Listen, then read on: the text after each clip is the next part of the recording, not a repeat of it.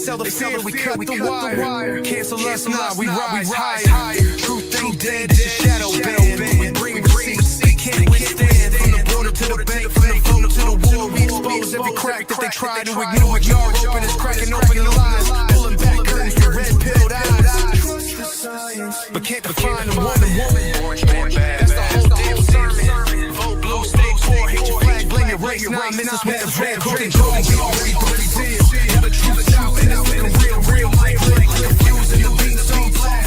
We don't heal, we don't flinch, we don't move last. America first, no last, no leash. We the voice in the static, the storm in the breach. It's the jar open this podcast, no chill, just heat. We don't do sheep, we don't repeat. They say stay quiet, we talk loud. Built for the storm, we don't back down. It's not just a show, it's a battlefield live. Every mic is a mission, we thrive in the fight.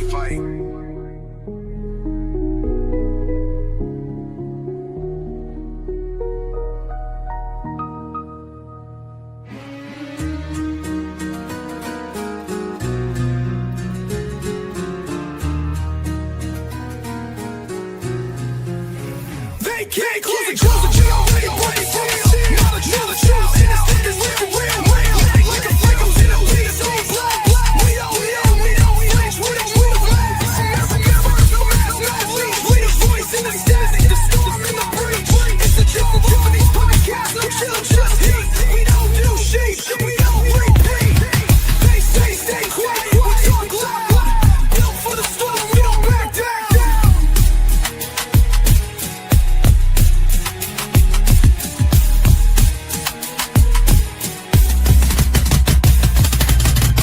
It's not just a show, it's a battlefield live. Every mic is a mission, and we thrive in the fight.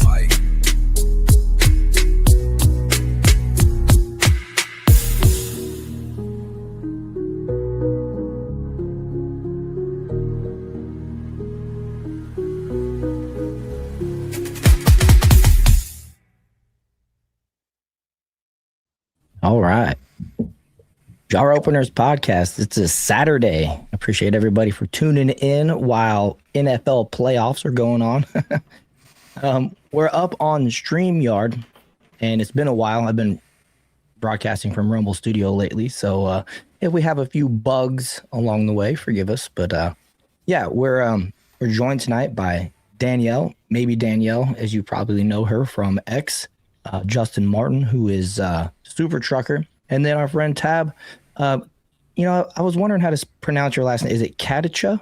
Katicha. Okay. Yeah. And so we're going to talk tonight about the recently what's his name? Nick Shirley has kind of brought to light this fraud that is going on in Minnesota. And Danielle and Justin have been on the show before. And so we've already been kind of introduced to the fraud in trucking. And if you pay attention to Danielle on X and Justin Super Trucker, they're really staying on and highlighting just tons of stuff that's going on in the trucking industry. And I've seen so many parallels with the fraud. Of course, they're their own entity, but kind of foreigners, other type of, corrupt government, all kinds of people from all realms, basically exploiting our systems and capitalizing to the tune of, tens of millions of dollars or more, really. And if you watch, if you see what Elon Musk has been reposting lately, I mean, he's basically saying that the fraud in the country is near the trillions or in the trillions. And it's a huge issue right now with the, the overpopulation of illegal immigrants, even some H-1B, legal immigrants, all this type of stuff going on with our country is a threat to the younger people in our country, as well as they try to achieve the American dream that, our fathers promised us and that we want to pass on to our kids and our grandkids and things like that. And so we're going to get into some introductions here. Danielle, if you want to let people know maybe where they can follow you and what you're kind of doing, and then Justin and then Tab, and then we'll start with this video here. Yeah, thanks. Hi, everyone. I am Danielle. My website, which has links to all of my social medias, is daniellechaffin.com, but all of my social media handles are maybe Danielle with 3 E's at the end, which I should change my name here and put those if I can. I don't know. Anyway, I'm third generation in the trucking industry, grew up in it. I care deeply about the trucking industry. I do have a full-time job with a logistics tech company in this space, and then all of my free time that's not spent on my children is spent uncovering fraud in trucking. Awesome. And I did put the link to all 3 of your guys' X accounts in the description. And I also, in the YouTube video, Danielle, I put the link to Highway Veritas. Is that your Substack? Is that the right thing? It is. Yep. I redirected my Substack. X doesn't like substack.com. So I redirected it to that, which is now like a company, but it's fine. Okay, yeah, cool. So that link is down in the description as well for folks that want to really plug into what the work that Danielle is doing. And then Justin, you want to? Yeah, so I'm most active on Twitter at Super Trucker. I made the name as a joke. I was a driver for 15 years. I got hired at FreightWaves, where I was running social media with them. I'm doing freelance for, about 2 years now. And sort of stumbled into this whole fraud thing kind of on accident. It started as a joke with me and Danielle about wanting to start a podcast, a trucking true crime podcast, and it just kind of snowballed from there. Nice. One of these days we'll get that podcast up and running. We keep telling ourselves that, but we just keep finding more stuff. Someone's going to be after us. Right, I don't know where you guys would find the time. I mean, yeah. you guys are on it. And then what about you, Tab? Well, I've been I'm second generation trucking industry. My dad was a truck driver for a while. I've been in the industry for 23 years. I started, I drove for a little bit. Later on, I lateral into dispatching, which I lateral into safety. So I've been in safety now since 2008. I'm a consultant for over 9 years now, almost 10. I've seen a lot of things in the last 20 some odd years. Right. Good and bad. Okay. So yeah, you kind of got some experience in a few different realms too as well. So this should be really fun. Well, I've pretty much been in every department that a trucking company can have, including customer service and HR too. I spent a little times in that. I've always had my dad always taught me that you go where you're needed, not where you want to be. Oh, okay. Nice. Cool. All right. So we're going to kind of refresh our memories with some of this Nick Shirley stuff that's going on here. And then we'll expound. Danielle, I've been bookmarking stuff of yours that you've been posting that's kind of stood out to me for months. So we're going to go through the bookmarks. Some of this stuff's going to be kind of old and irrelevant. So I don't want to harp on that too much. But as I scroll past it, when I have it on the screen, if you see it and you're like, oh, wait, I got to talk about that. Jump in. Same thing with the rest of you guys too. And so here, we'll just switch this to that. You'd be surprised because sometimes Danielle, because she posts so much, oftentimes she'll post something and go, oh, that's related to another post from like July. That it may be one that you bookmarked. I'm not going to get into it yet. Okay. Never mind. No, that's fine. And I'm really hoping the audience doesn't get an echo. Guys, let me know in chat if this is echoing for you, and I'll see what I can do about it. Like I said, I haven't used StreamYard in quite a while, a couple months now. So it sounds good on my end. Okay, cool. Sometimes, like Danielle said before we went live, that sometimes StreamYard doesn't like her, and this is the one thing that I can't work out I've even tried emailing and going back and forth with StreamYard. And sometimes when I play the video echoes to the audience, and I think to you guys as well. That's why we did that little test. So I'm hoping, fingers crossed, that everything is working out. I found the AirPod and external mic combos is the key. Okay, nice. All right. I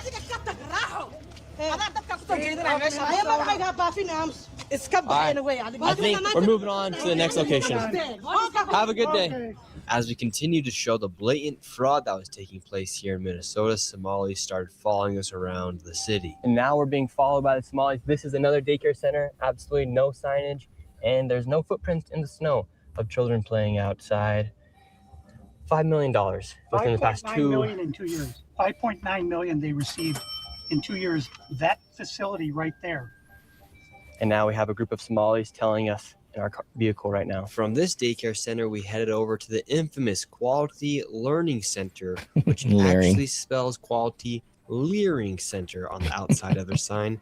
That's how blatant this fraud is here at this daycare. Don't open up! So this is Quality Of course, there's a Karen. Leering Center. I meant to say Quality Learning Center. Don't open They up! said they spelt Don't learning play wrong. here. Don't open up! How do you have ice here, ma'am? I'm literally a YouTuber. Don't open up! Ma'am, what do you think about the fraud that's taking place here in Minnesota? Don't open up!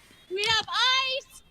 And what do you think about this place being licensed for 99 children Don't open up! and getting $4 million Don't over open the up! It's ice! $4 million in the last 2 years? Go away! What do you think about that?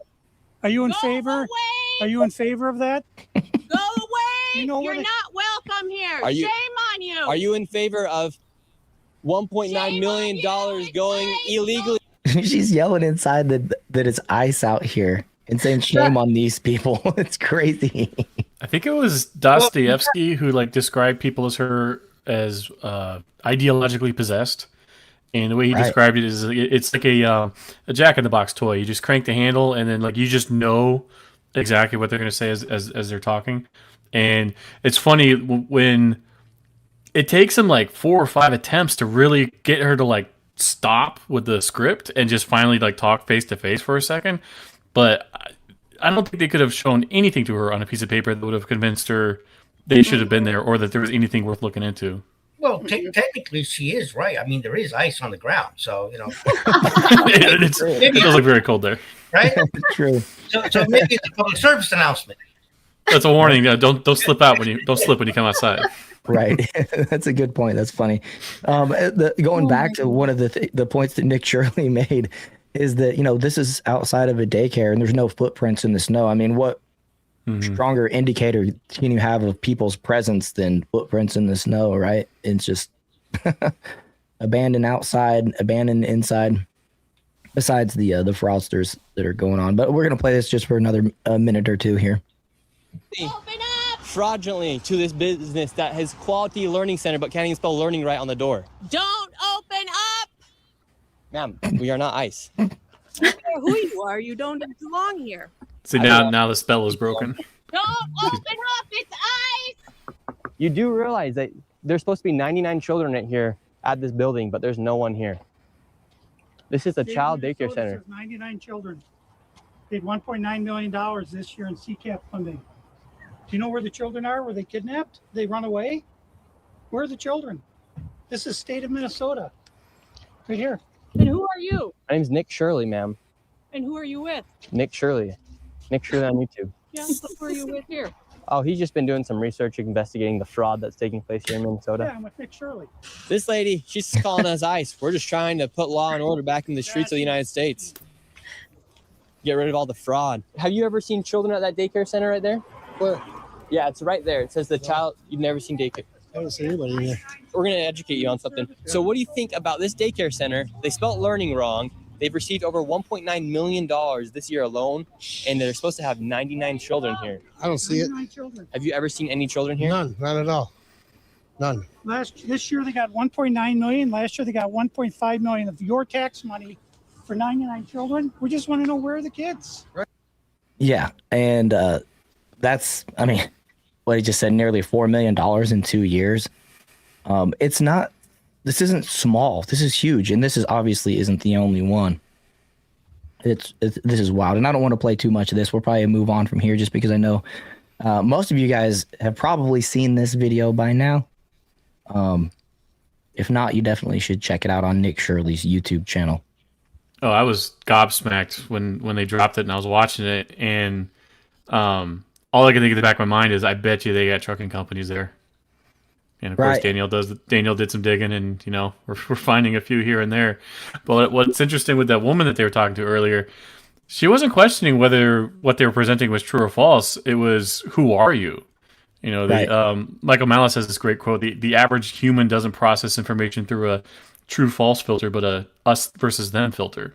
So if it was like, an auditor from the state, or somebody that she knew was on her side bringing this information forward, or in a way that was like able to be processed by her, maybe she could kind of be just as upset as everybody else watching this footage.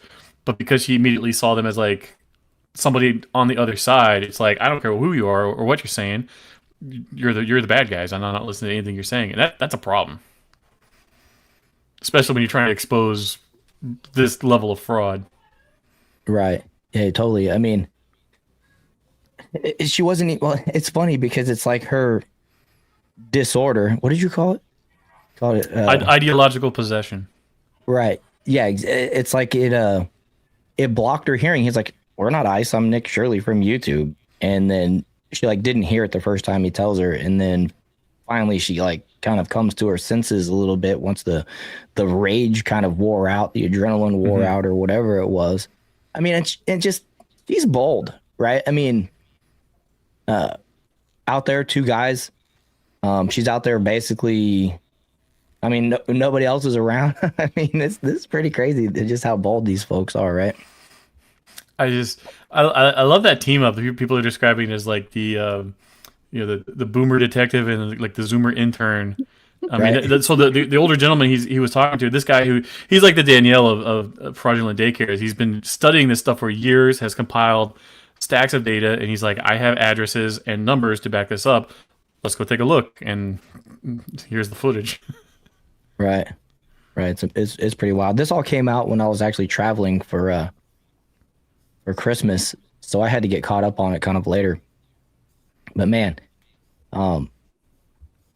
tens of millions of dollars in fraud just in Minnesota. And then, we're not going to get into like the depths of the Somali Daycare fraud with Tim Walz so much, because I want to stay focused on trucking.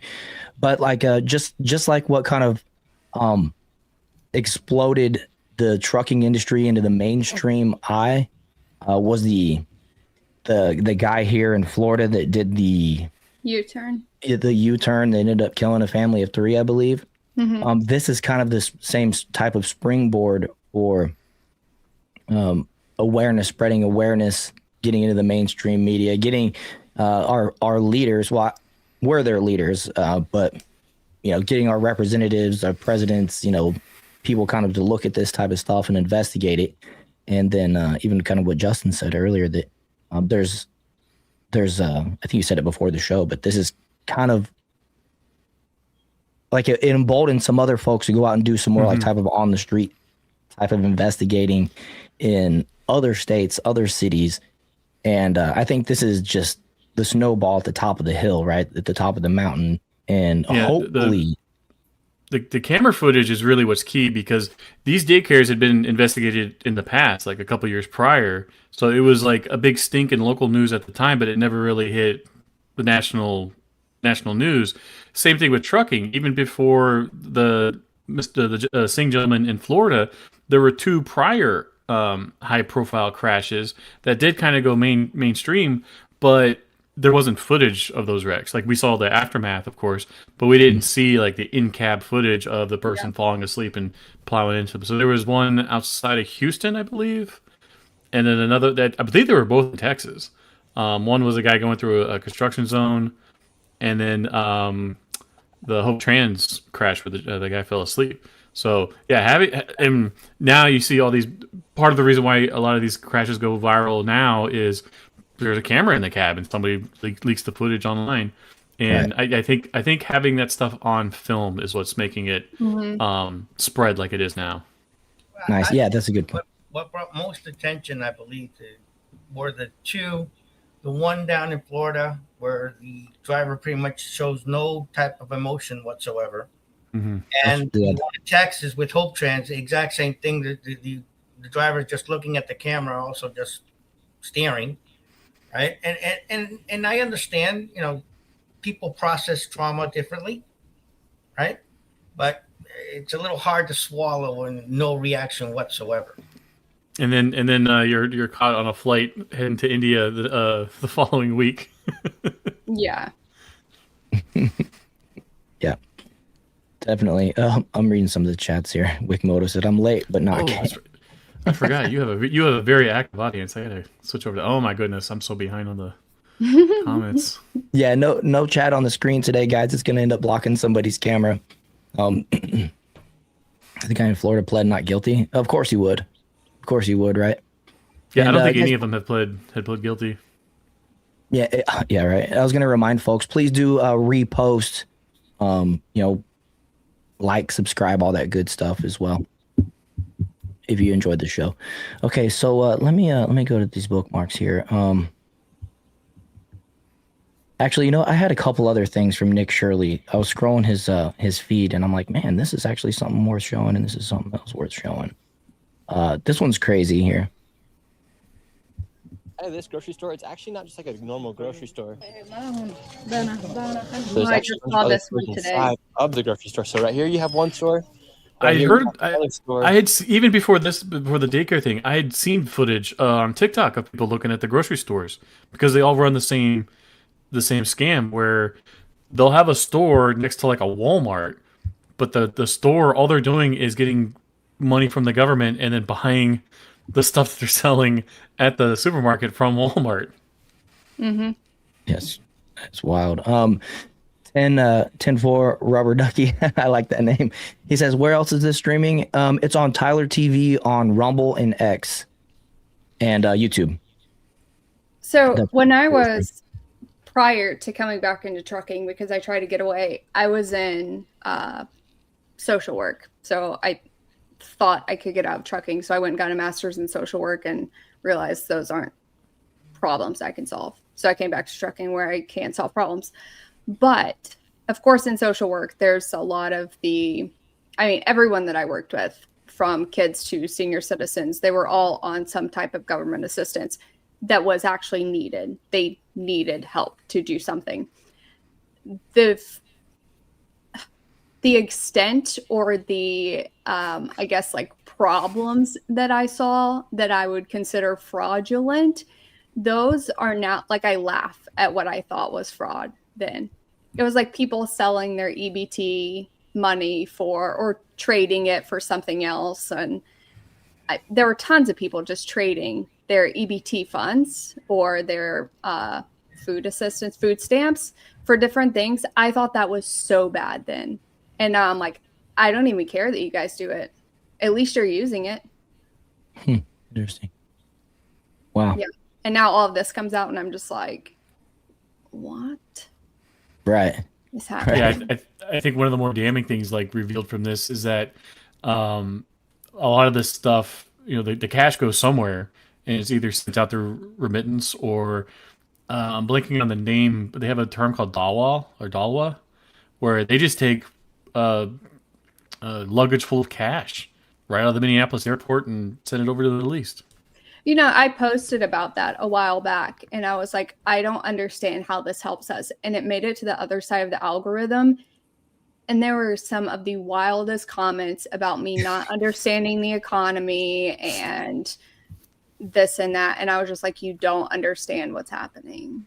No. Yeah, it's people have such a lack of imagination because good, bad, and ugly, the U.S. has mostly been like a very high trust society. Yes. And yeah, sure, even back when Clinton was in office, there was like the whole trope of like the welfare queen, and we got to like do something about all this wasteful government spending. But for the most part, people assume that if you were on some kind of government assistance, like you really needed it. Yes. We didn't have this level. Like most of the type of welfare fraud, like most people would complain about, would be people taking food stamp cash or EBT cards and buying lobster with it, and nobody myself included, had the bright idea of like setting up a fake business, getting as much money as possible, and then extracting it out of the country as quickly as we could.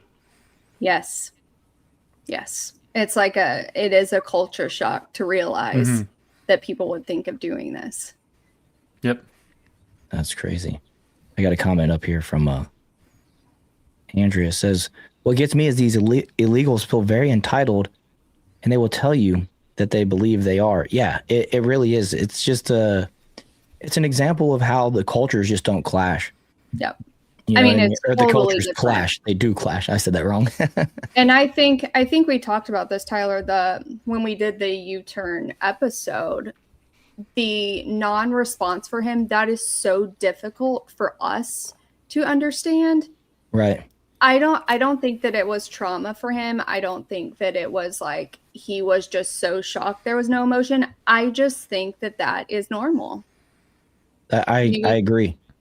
I totally agree. It's weird how, like you said it perfectly. There's like no trauma involved. The guy doesn't even it didn't even register in his head that he just destroyed a family in multiple lives, and like he cared at all. It's almost like a part of their society. And when you look at I don't know if you've ever seen like Scammer Payback or any of these channels on YouTube. Yes, they're dealing I with love these, that one. I know it's funny, but it seems like he's always dealing with people of like that type of culture, like Pakistani or the Indian culture, I guess. And it's like there's not like this. They don't see it as wrong for scamming somebody. It's like they celebrate, as a culture almost. Like I don't know really because I'm not from there, but it just seems to me like they celebrate a win, like it's a true win if they scam somebody out of their life savings. You know what I mean? They see it as free money. Yeah, yeah, and they had just no remorse, and it's just another example of how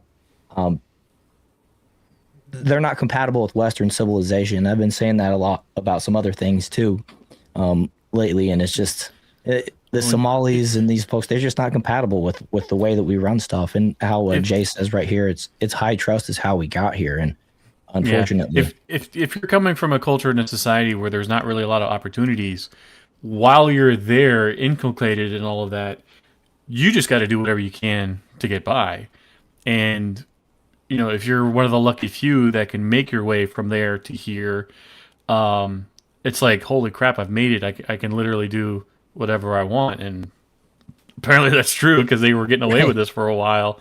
Land of the free, they take it seriously.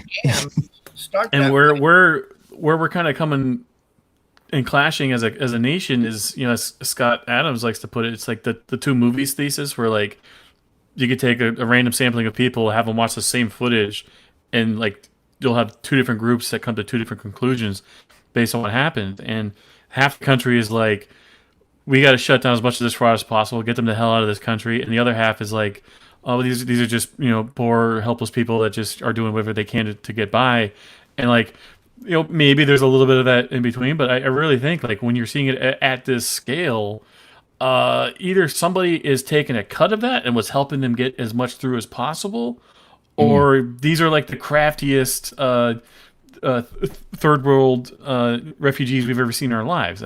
I think the first one's a little more true.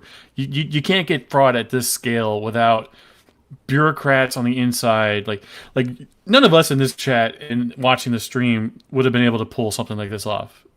Unless we knew the rules inside and out, knew exactly how to file, none of us would have been able to pull this off. I don't believe we could have done it to this extent, right? Most scams start as, hey, I did something. Hey, it worked out. Let me try going a little further, and a little further. And it's reached these situations now that are so humongous. Right. And I think now because it got so big, there's nobody in that system that is going to come forward and say, hey, we got to fix this, because it's going to, once that gets out, it's like, okay, it got this bad. Who did it? Nobody wants to be the one to fix it because they're also going to be the ones held responsible for it getting to where it was in the first place. Right. And I kind of feel like too, to that point, as this has progressed along, And this might be where, the fraud with the government and stuff like that kind of comes in here. But I almost think that somebody got caught along the way, and in that process was maybe offered some money. It's like, well, look, if you just look the other way, I got this in it for you. You know what I mean? And then they're like, all right, well, I'll look the other way for a while. And then they realize this could actually be a lucrative, scam. Mm-hmm. And corrupt politicians without term limits. You know what I mean? This type of stuff. You get the right politician on your side, and you're good to go for decades on end. Potentially.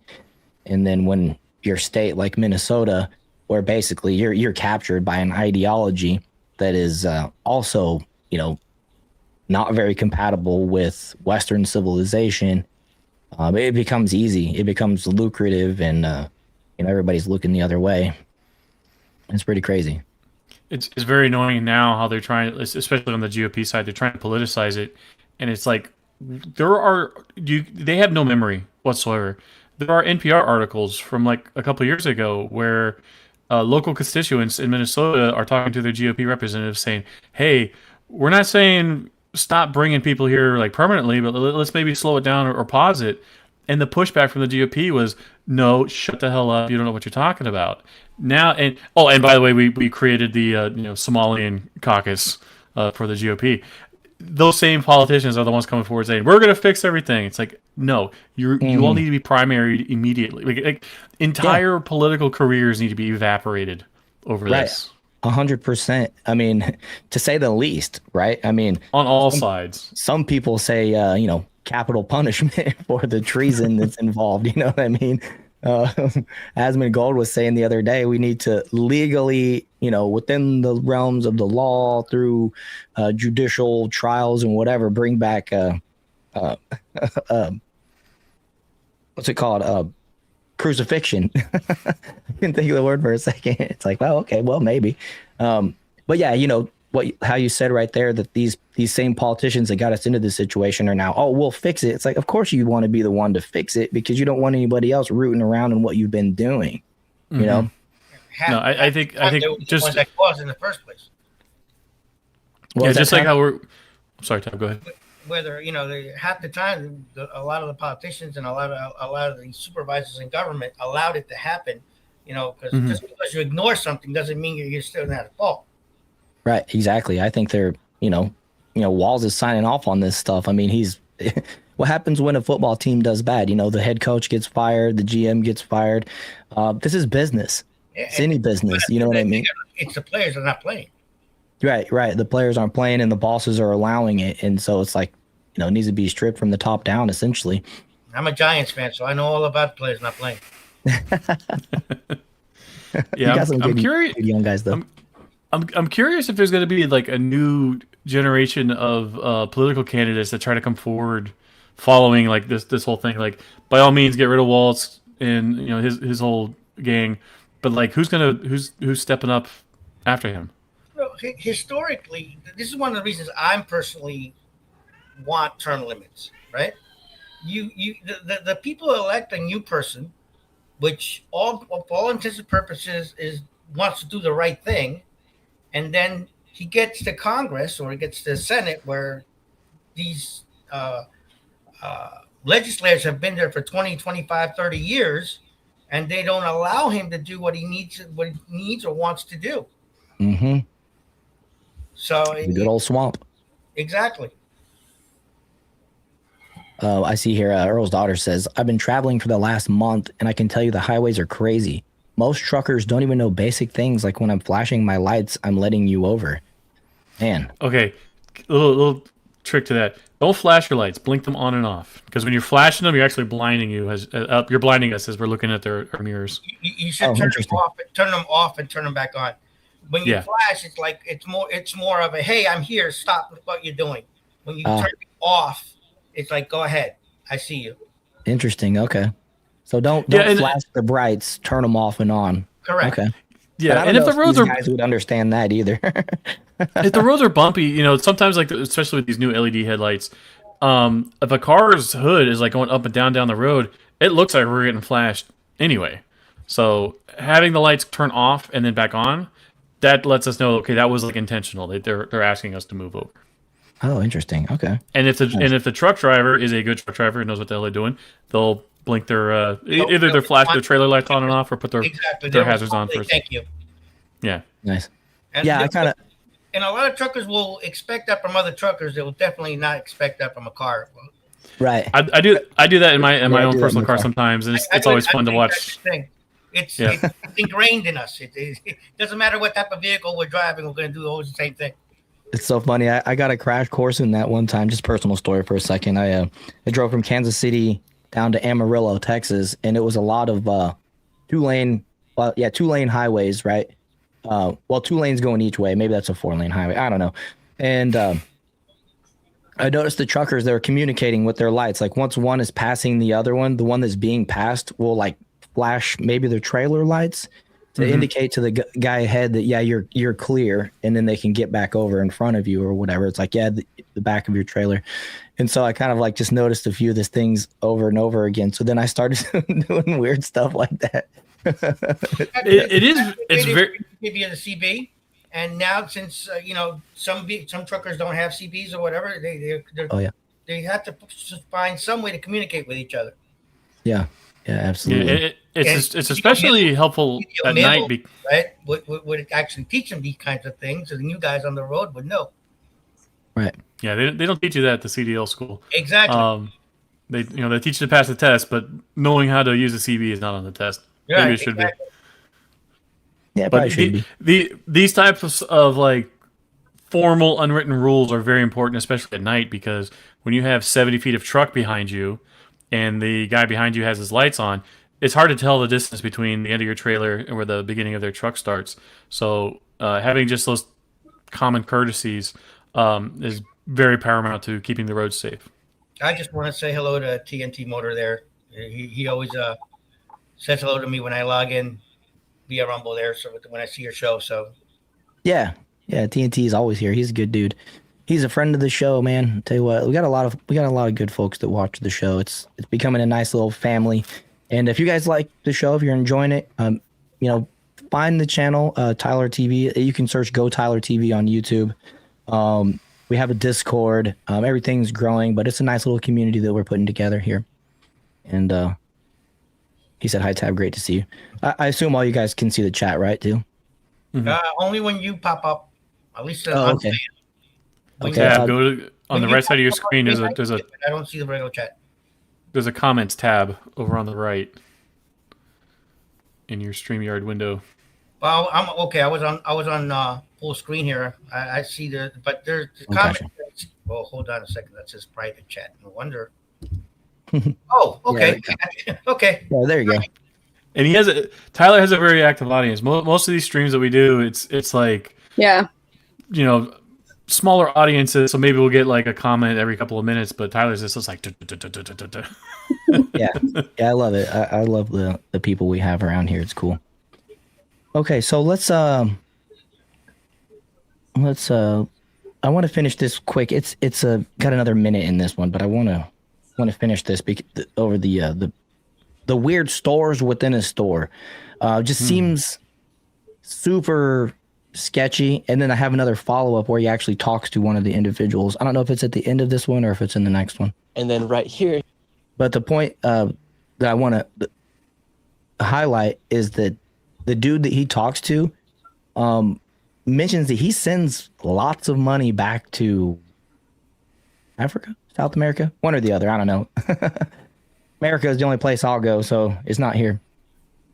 But that's a big problem with these H-1Bs and some of these, illegals, even legals, whatever. They come over here, they start businesses. They, not only do they undercut the wages and stuff, but then they send their money that they earn out of our country. And when we have these issues with our economy that we're facing right now, that's another detriment, right? you have another store. Then up here, you have another store. In total, inside of this section of the grocery store, there are 6 separate stores. How's life here as a Somalian? Life is good. I do phone bills, sending money to Africa. That's where I do. The business is good. Yeah, this And how guy. have you seen the rise of Somalians and the rise of Islam here inside of Minnesota? As well, the rise is good and been allowed. We have a place to pray, and So they're basically implementing not necessarily Sharia law, but an oil and water don't mix type of scenario, right, into our country. life is good. How long have you lived here in America for? For 10 years now. And when you came here, did the government bring you here or did you come here by your own choice? I came here by my own choice. I was one of the refugees from Uganda. I was brought by UN. You were brought by the UN to come into the United States? Yes. And life is good, We try to enter into businesses, we intermingle, and we do what is required. See, Wickmoto says, I hear a call to prayer and I'm blaring Metallica, don't tread on me as long as I possibly can out of my truck. I'm curious what the actual mechanism of them sending money back to Africa is, because what a lot of people don't realize is here in the West, when we developed as a country, we went from like an agrarian society, then we had like the mechanical industrial revolution, and now we've gone through like the tech.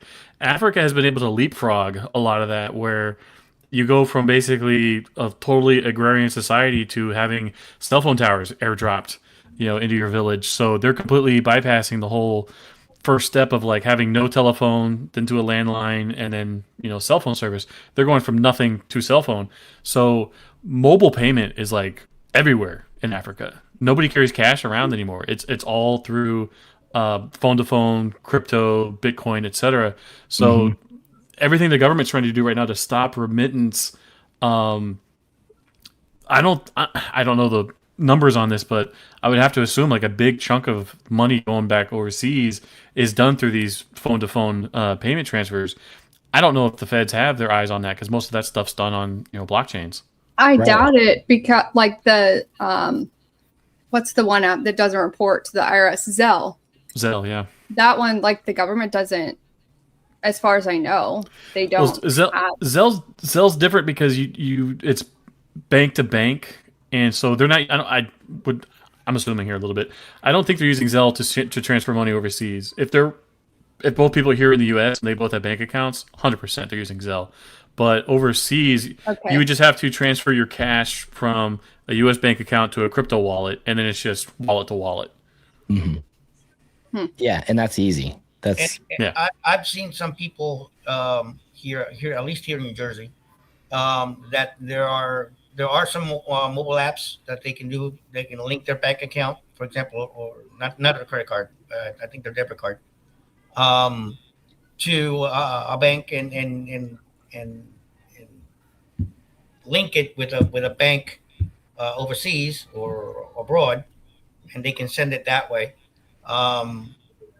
But I mean, if you have a PayPal account now, you can do all that. They can do that. Dang.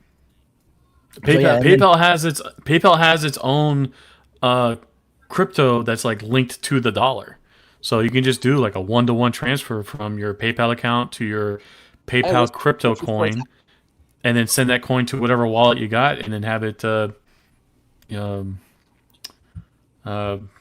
converted from So like I have PayPal. What's the other one? Okay, I look on my phone here. I haven't used it in a while. But there's another payment. You mean Venmo? Venmo.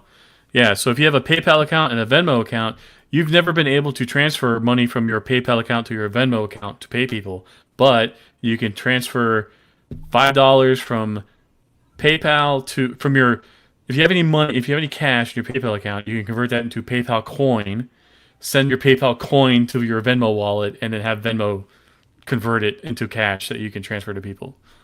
Wow. Yeah. I had no idea.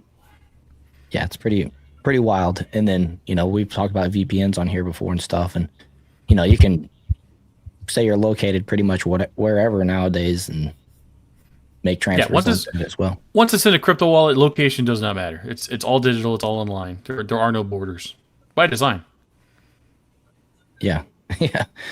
Exactly. And then I wanted to highlight another thing that he said there. He was actually ushered in, this guy, through the UN. And I find that interesting, considering the UN is technically the United States' eldest enemy, right? I mean, that's where we fought the Revolutionary War against, was Great Britain and whatnot. So I don't know. I feel like there's still, it's worth noting that I don't think even our allies have the United States' best interest in mind, the American citizens' best interest in mind when they make these type of decisions. And I'm not a big fan of UN or NATO or anything facilitating migrants, immigrants, whatever, illegals, which this guy I don't think was illegal, into our country, right? It's a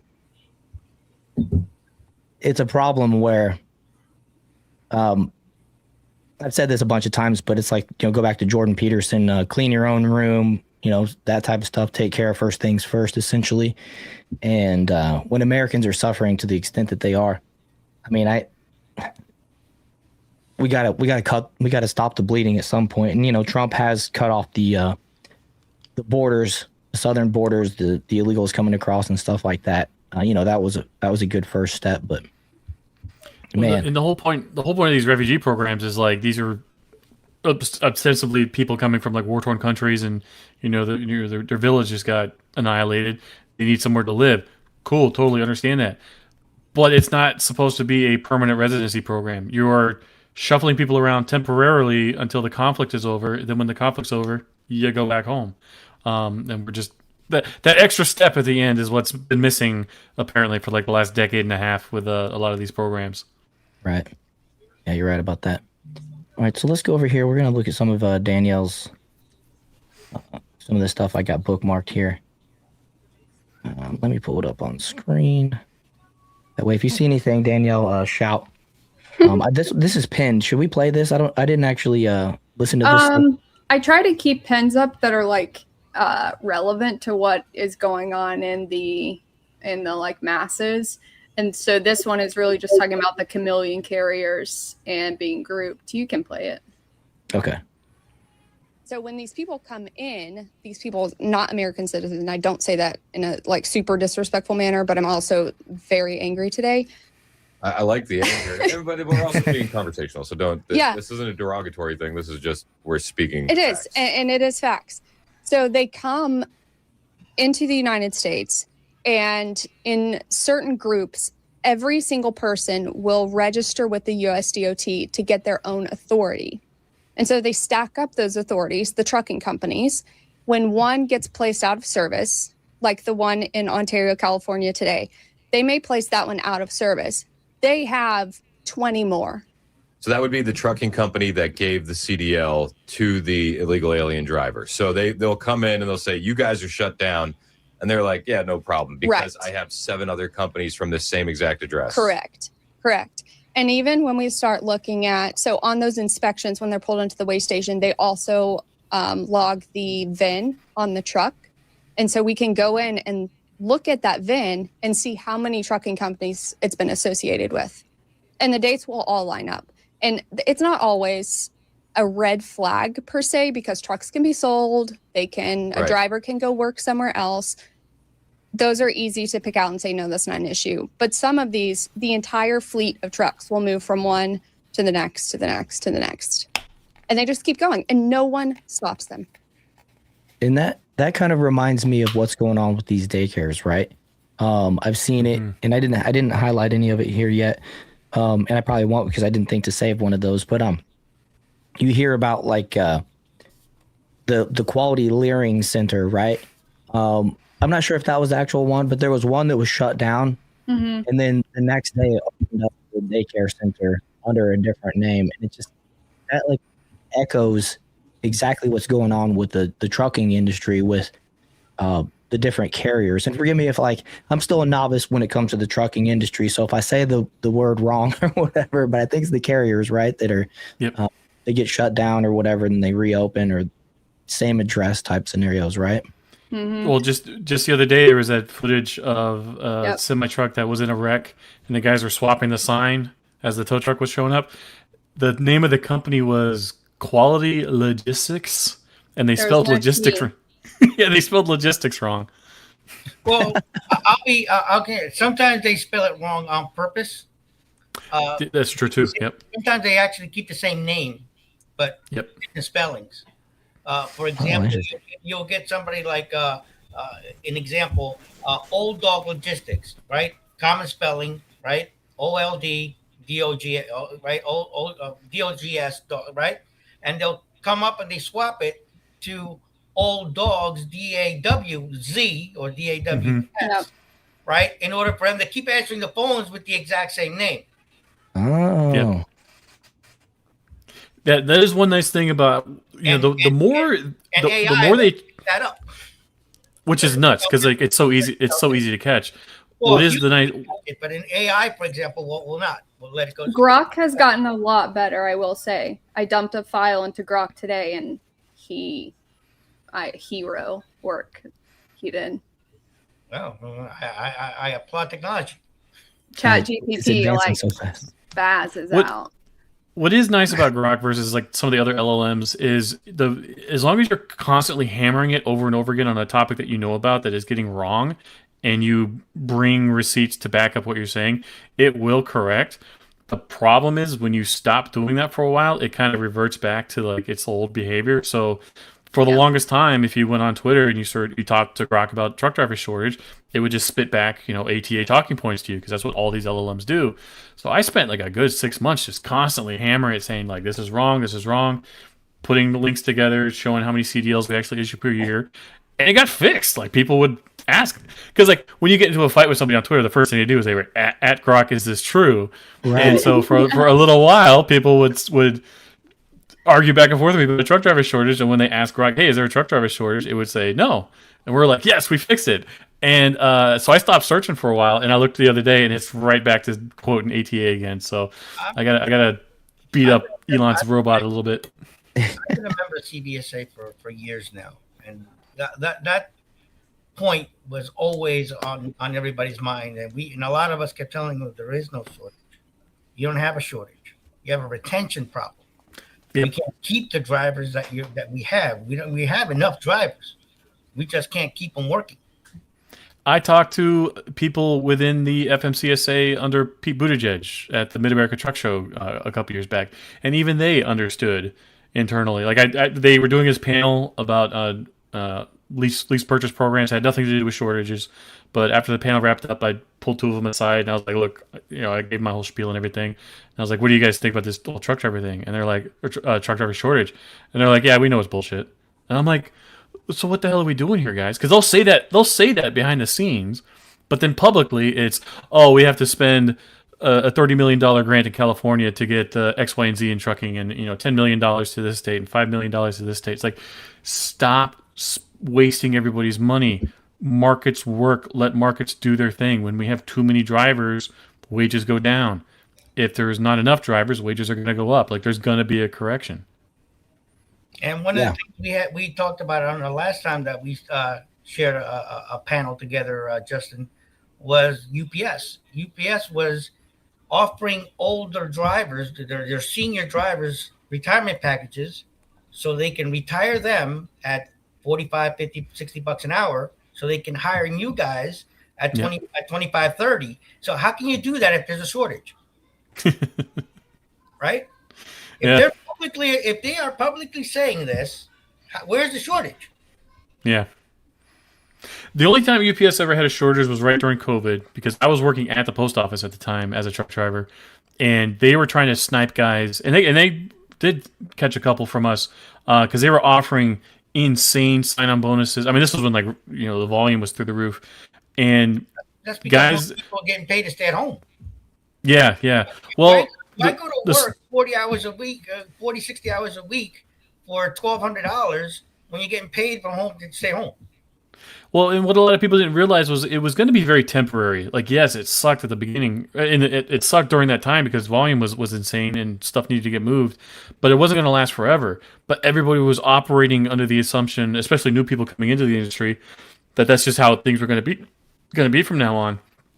And no, like if you were at the post office for 10 years and you maxed out what you were making, and then UPS was offering you maybe a little bit less, but almost what you were making. If you took that job, that was the dumbest thing you could have ever done, because 6 months after that offer was thrown out, volumes collapsed and everybody got furloughed. And they don't do that at the post office. And you were at the bottom of UPS the is total. union too. Well, so is the Sorry, post Ken. office, but yeah, they're both union shops. But the Well, I guess my point was, whenever it's time to make cuts, if you're just hired, you're the lowest on the seniority. So then you're going to be first to go. Yeah, and once you're, I used to say that to a lot of owner operators when I used to be the safety director at a specific company. Now I'm a consultant now, so I'm safety directors in many different companies, right? And I would tell them, listen, you're going to leave, and you right here, you're number 5 on the seniority list. Now you're going to go to somewhere else. Now you're going to be number 60. Mm-hmm. You're not moving. Dispatcher doesn't know you. Mm-hmm.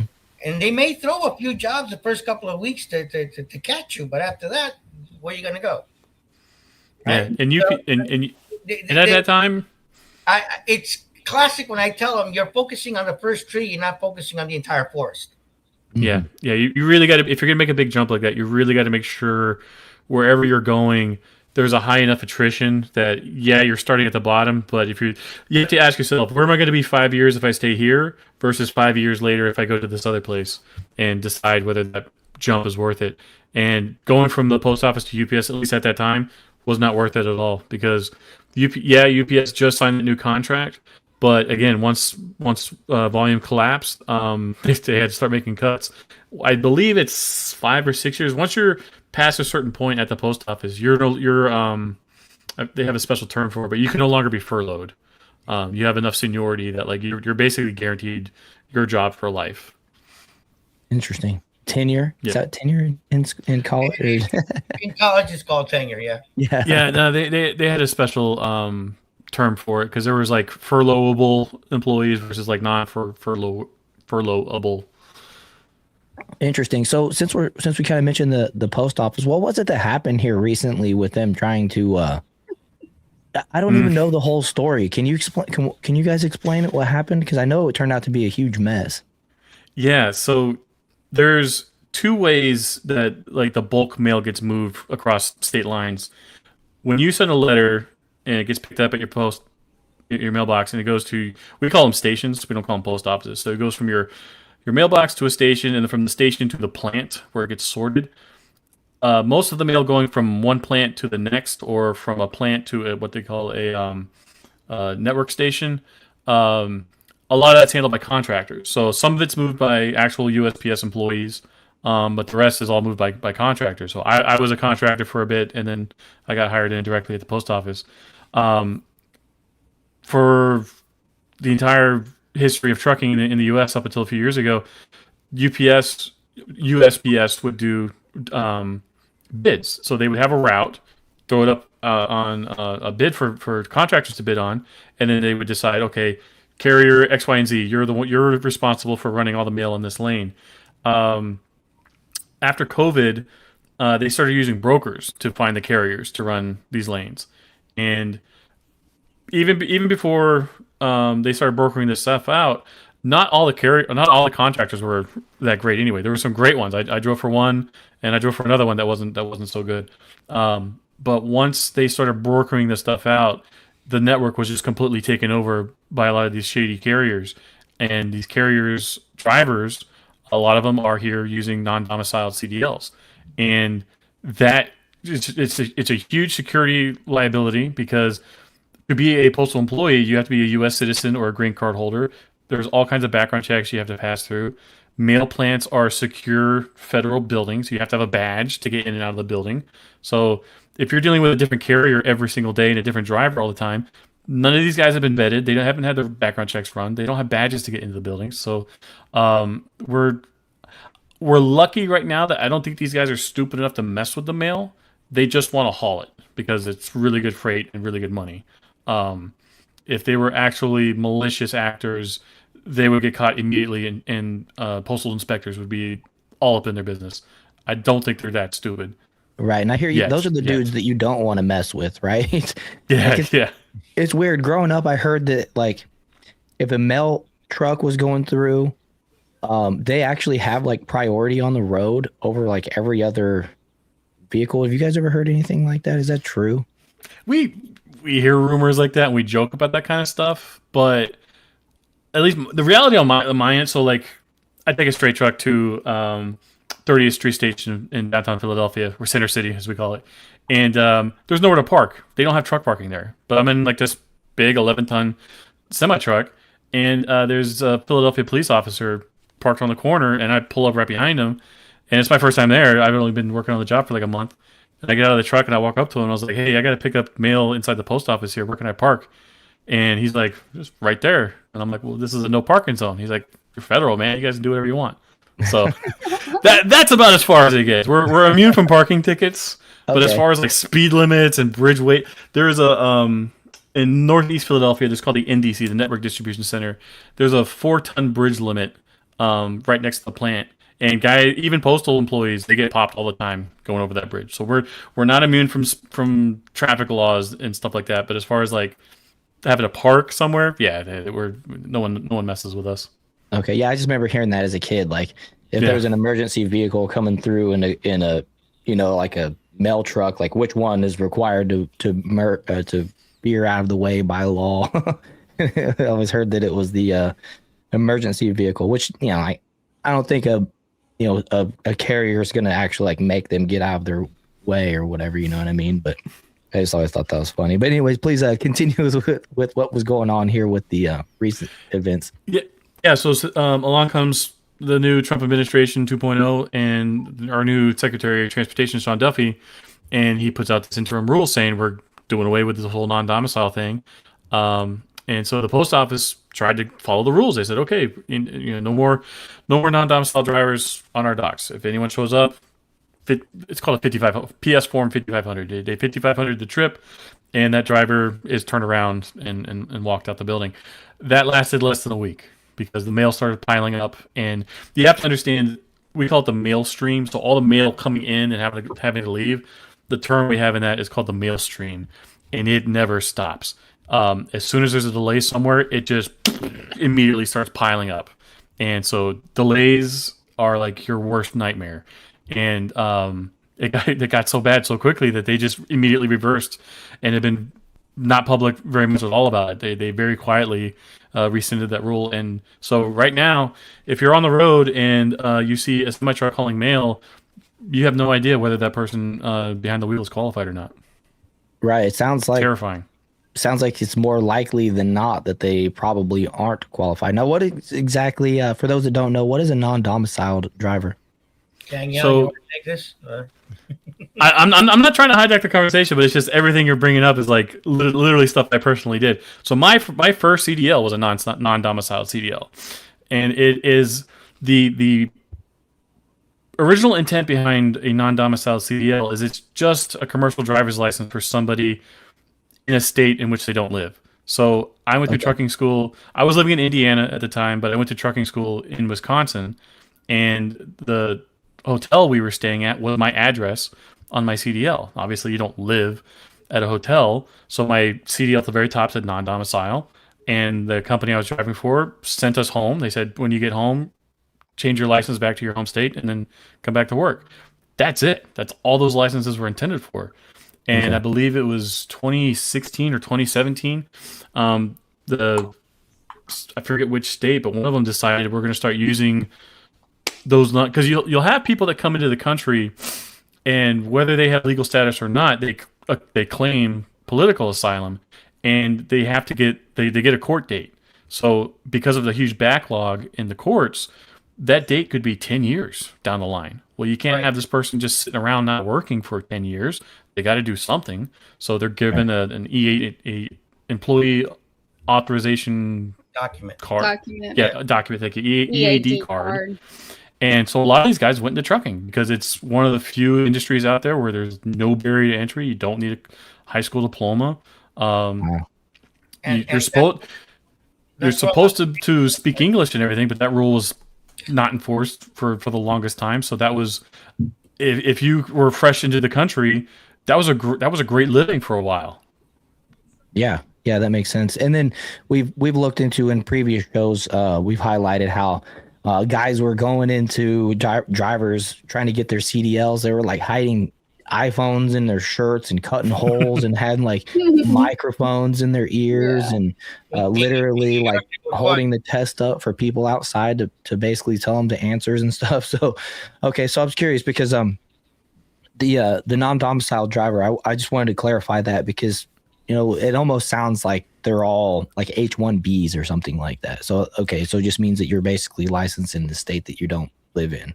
Correct. And for example, these people here that are in a legal limbo, right? Whether they're resident of the United States or not, they're still in limbo, right? They're not necessarily an illegal alien. They have permission to be here, right? But they're not a full-fledged, resident yet. Right. Their legal residence is still in the country of origin. So the state started giving them non-domicile driver's licenses. Okay. Interesting.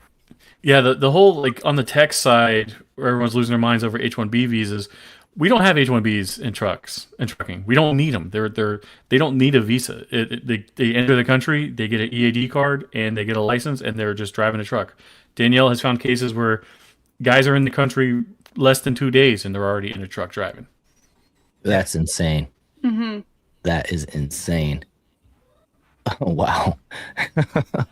Like, you go on Reddit and you search up like the H-1B subreddit, and you'll see posts from people that are in tech that have H-1B visas, and they're just losing their minds because these guys spend years and months and lots of money and lawyers trying to work here in these industries because they pay so well.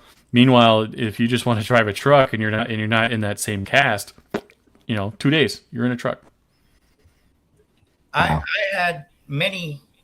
Because 391. That is true too, Jim. Nick. 391.23 says that you have to give the driver a road test for the vehicle he's going to drive. Right now, federal law allows them to use, for example, allows the company to say, okay, you already been tested by the state, so you have a CDL. I can use this CDL as a test.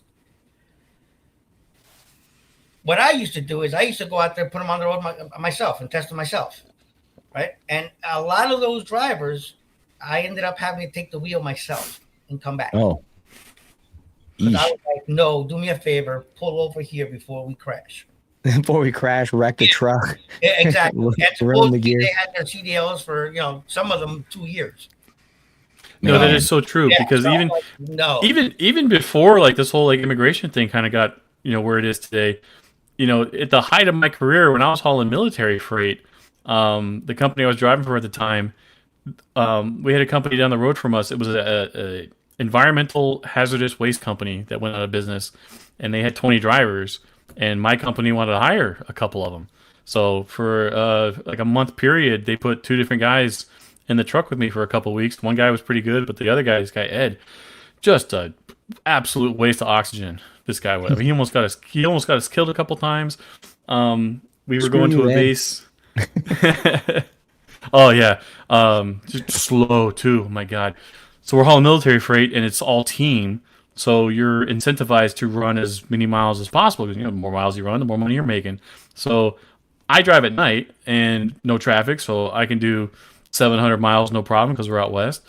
But I wake up in the mornings or in the evenings to take over, and I see 400 miles on the odometer that he's added. So I'm like, Ed, what the hell?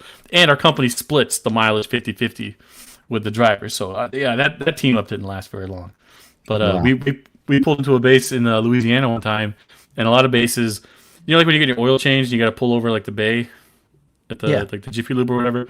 A lot of bases have that for trucks as well. You pull over on top, and there's a serviceman underneath with a flashlight, and he's checking for explosives under your truck. And as you're pulling forward, you'll have a guy above ground, waving you, go this way, and Ed's driving along, and I'm watching this poor airman go like, and he made the cab over the bay, but the rear tire of the trailer went up and almost dumped us into the pit. So, I had a very quick and curt phone call with our dispatcher very shortly after that. I was like, get this guy out of my pocket truck. I gotta get him out of here. I bet. Well, I see TNT says here, my YouTube is flooded with shorts of illegal car haulers with dry erase pins written numbers on the side of the truck. And then Those are the hot Andrea shots. says, right, I seen a truck driving down the road with a pin written numbers like a kid did it. Well, those are the like car haulers. right. Well, we go back to what regulation states, right? Well, 390.21 says that, you have to have basically two things: the name of the company and the US DOT number. Some states require other things, but federally they only require those two. There is no height requirement. The only requirement is that it must be seen from 50 feet away with the vehicle stationary, right? So isn't there something about 2 inches, the letters? No, hazmat regulation used to be that way. Hazmat, it's an old hazmat regulation, right? If you look up 390.21 right now, the only requirement is that it must be seen from 50 feet away with the vehicle. I have my book. There we go. Look it up. 390.21. Interesting.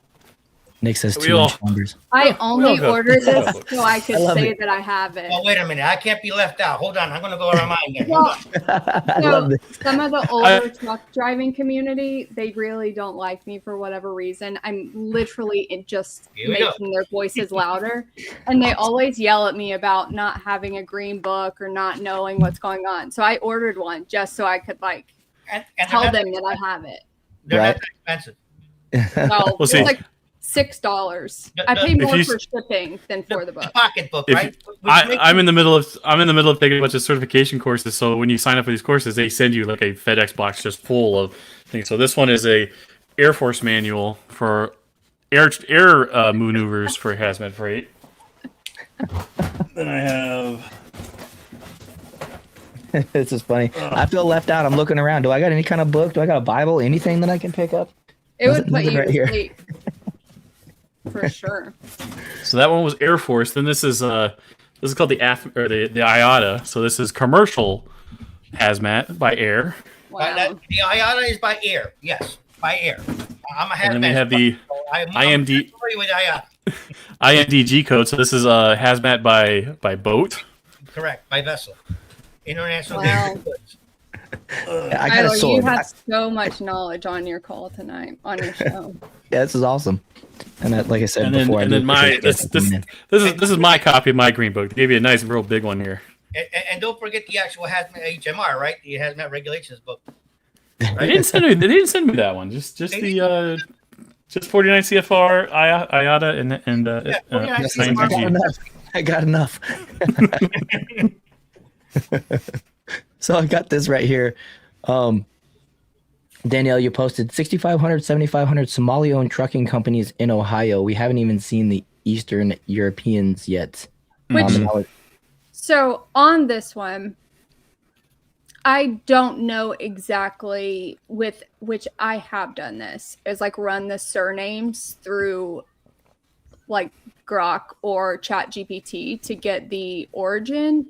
I don't know exactly where that number comes from. I believe it. But I don't know that that's like exact number.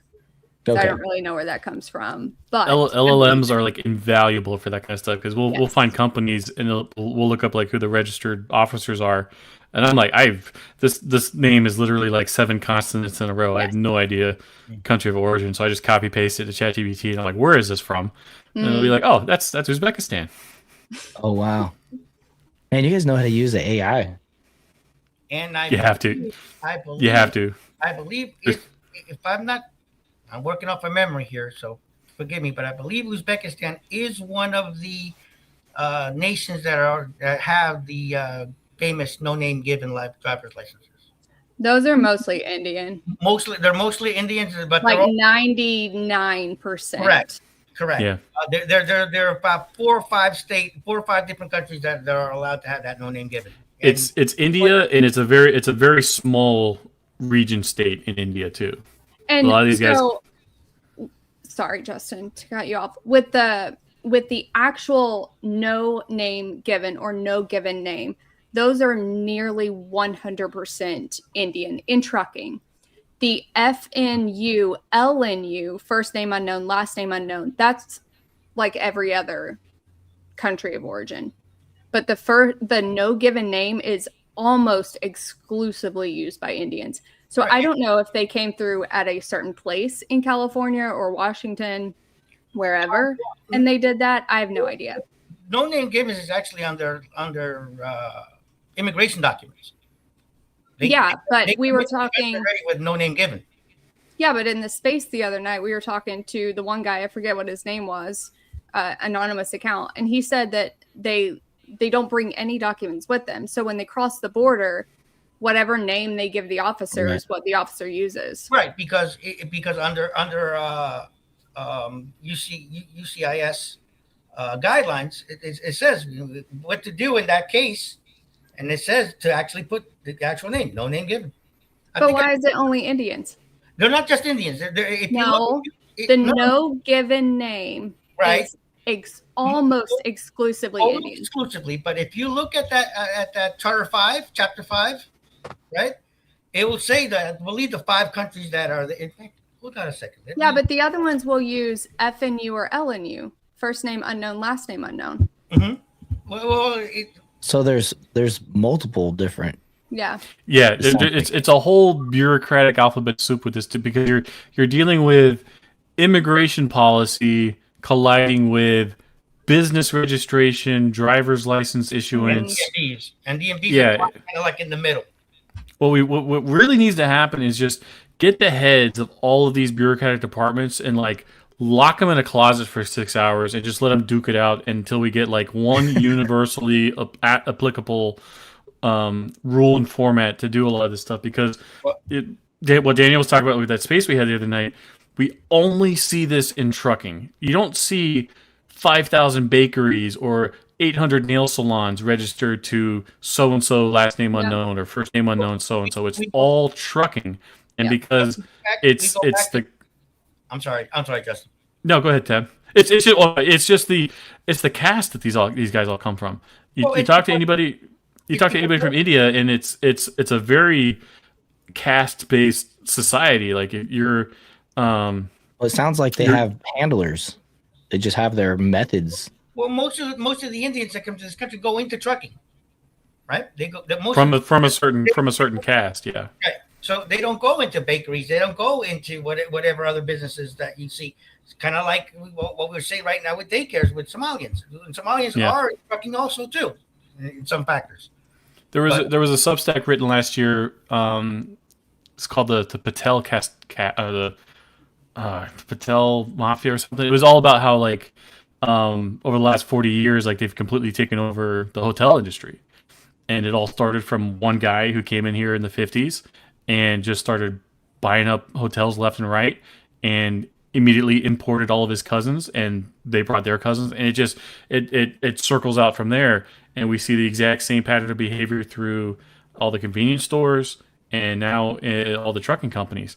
And when you dig into a lot of this stuff long enough, you realize most of these people are related. They all know each other. They're deep family connections. And so whether they're getting business loans through the government, state, doesn't matter. They can also use back channel money loans as well. So it's really if you are like a entrepreneurial type who like wants to start your own trucking business right now, you have to really understand who and what it is like you're in competition with these days. Chat's cracking me up. Of course, they brought their cousins. They're married to their cousins or their brothers in Ilhan Omar's case, right? Just to go back just 1 second here, just on that 390.21, I'm going to read it right here, where it says size, shape, and location of markings, right? It says appear on both sides of the motor vehicle, right? Be in letters, contrasting color, right? And be readily available during daylight hours from a distance of 50 feet while the CMV is in stationary position. If every truck on the road followed that rule, we would have such an easier time on gen logs. I can't tell you. I can't tell you how many trucks we'll track down, and they'll have the lettering only on one side, and it's in very tiny print, and it's like all the way in the back. One of the things I always said was, okay, well, it must be legible from 50 feet away. Okay, but what if the inspector's Mr. Magoo? Yeah, you got to have 20/20 vision, inspector. or your truck cab is gray, but the lettering is black. Right. See a lot of that. Yeah, like what's the definition of the contrasting colors? Like I said, the contrasting colors means you can't have a black truck and have black letters on.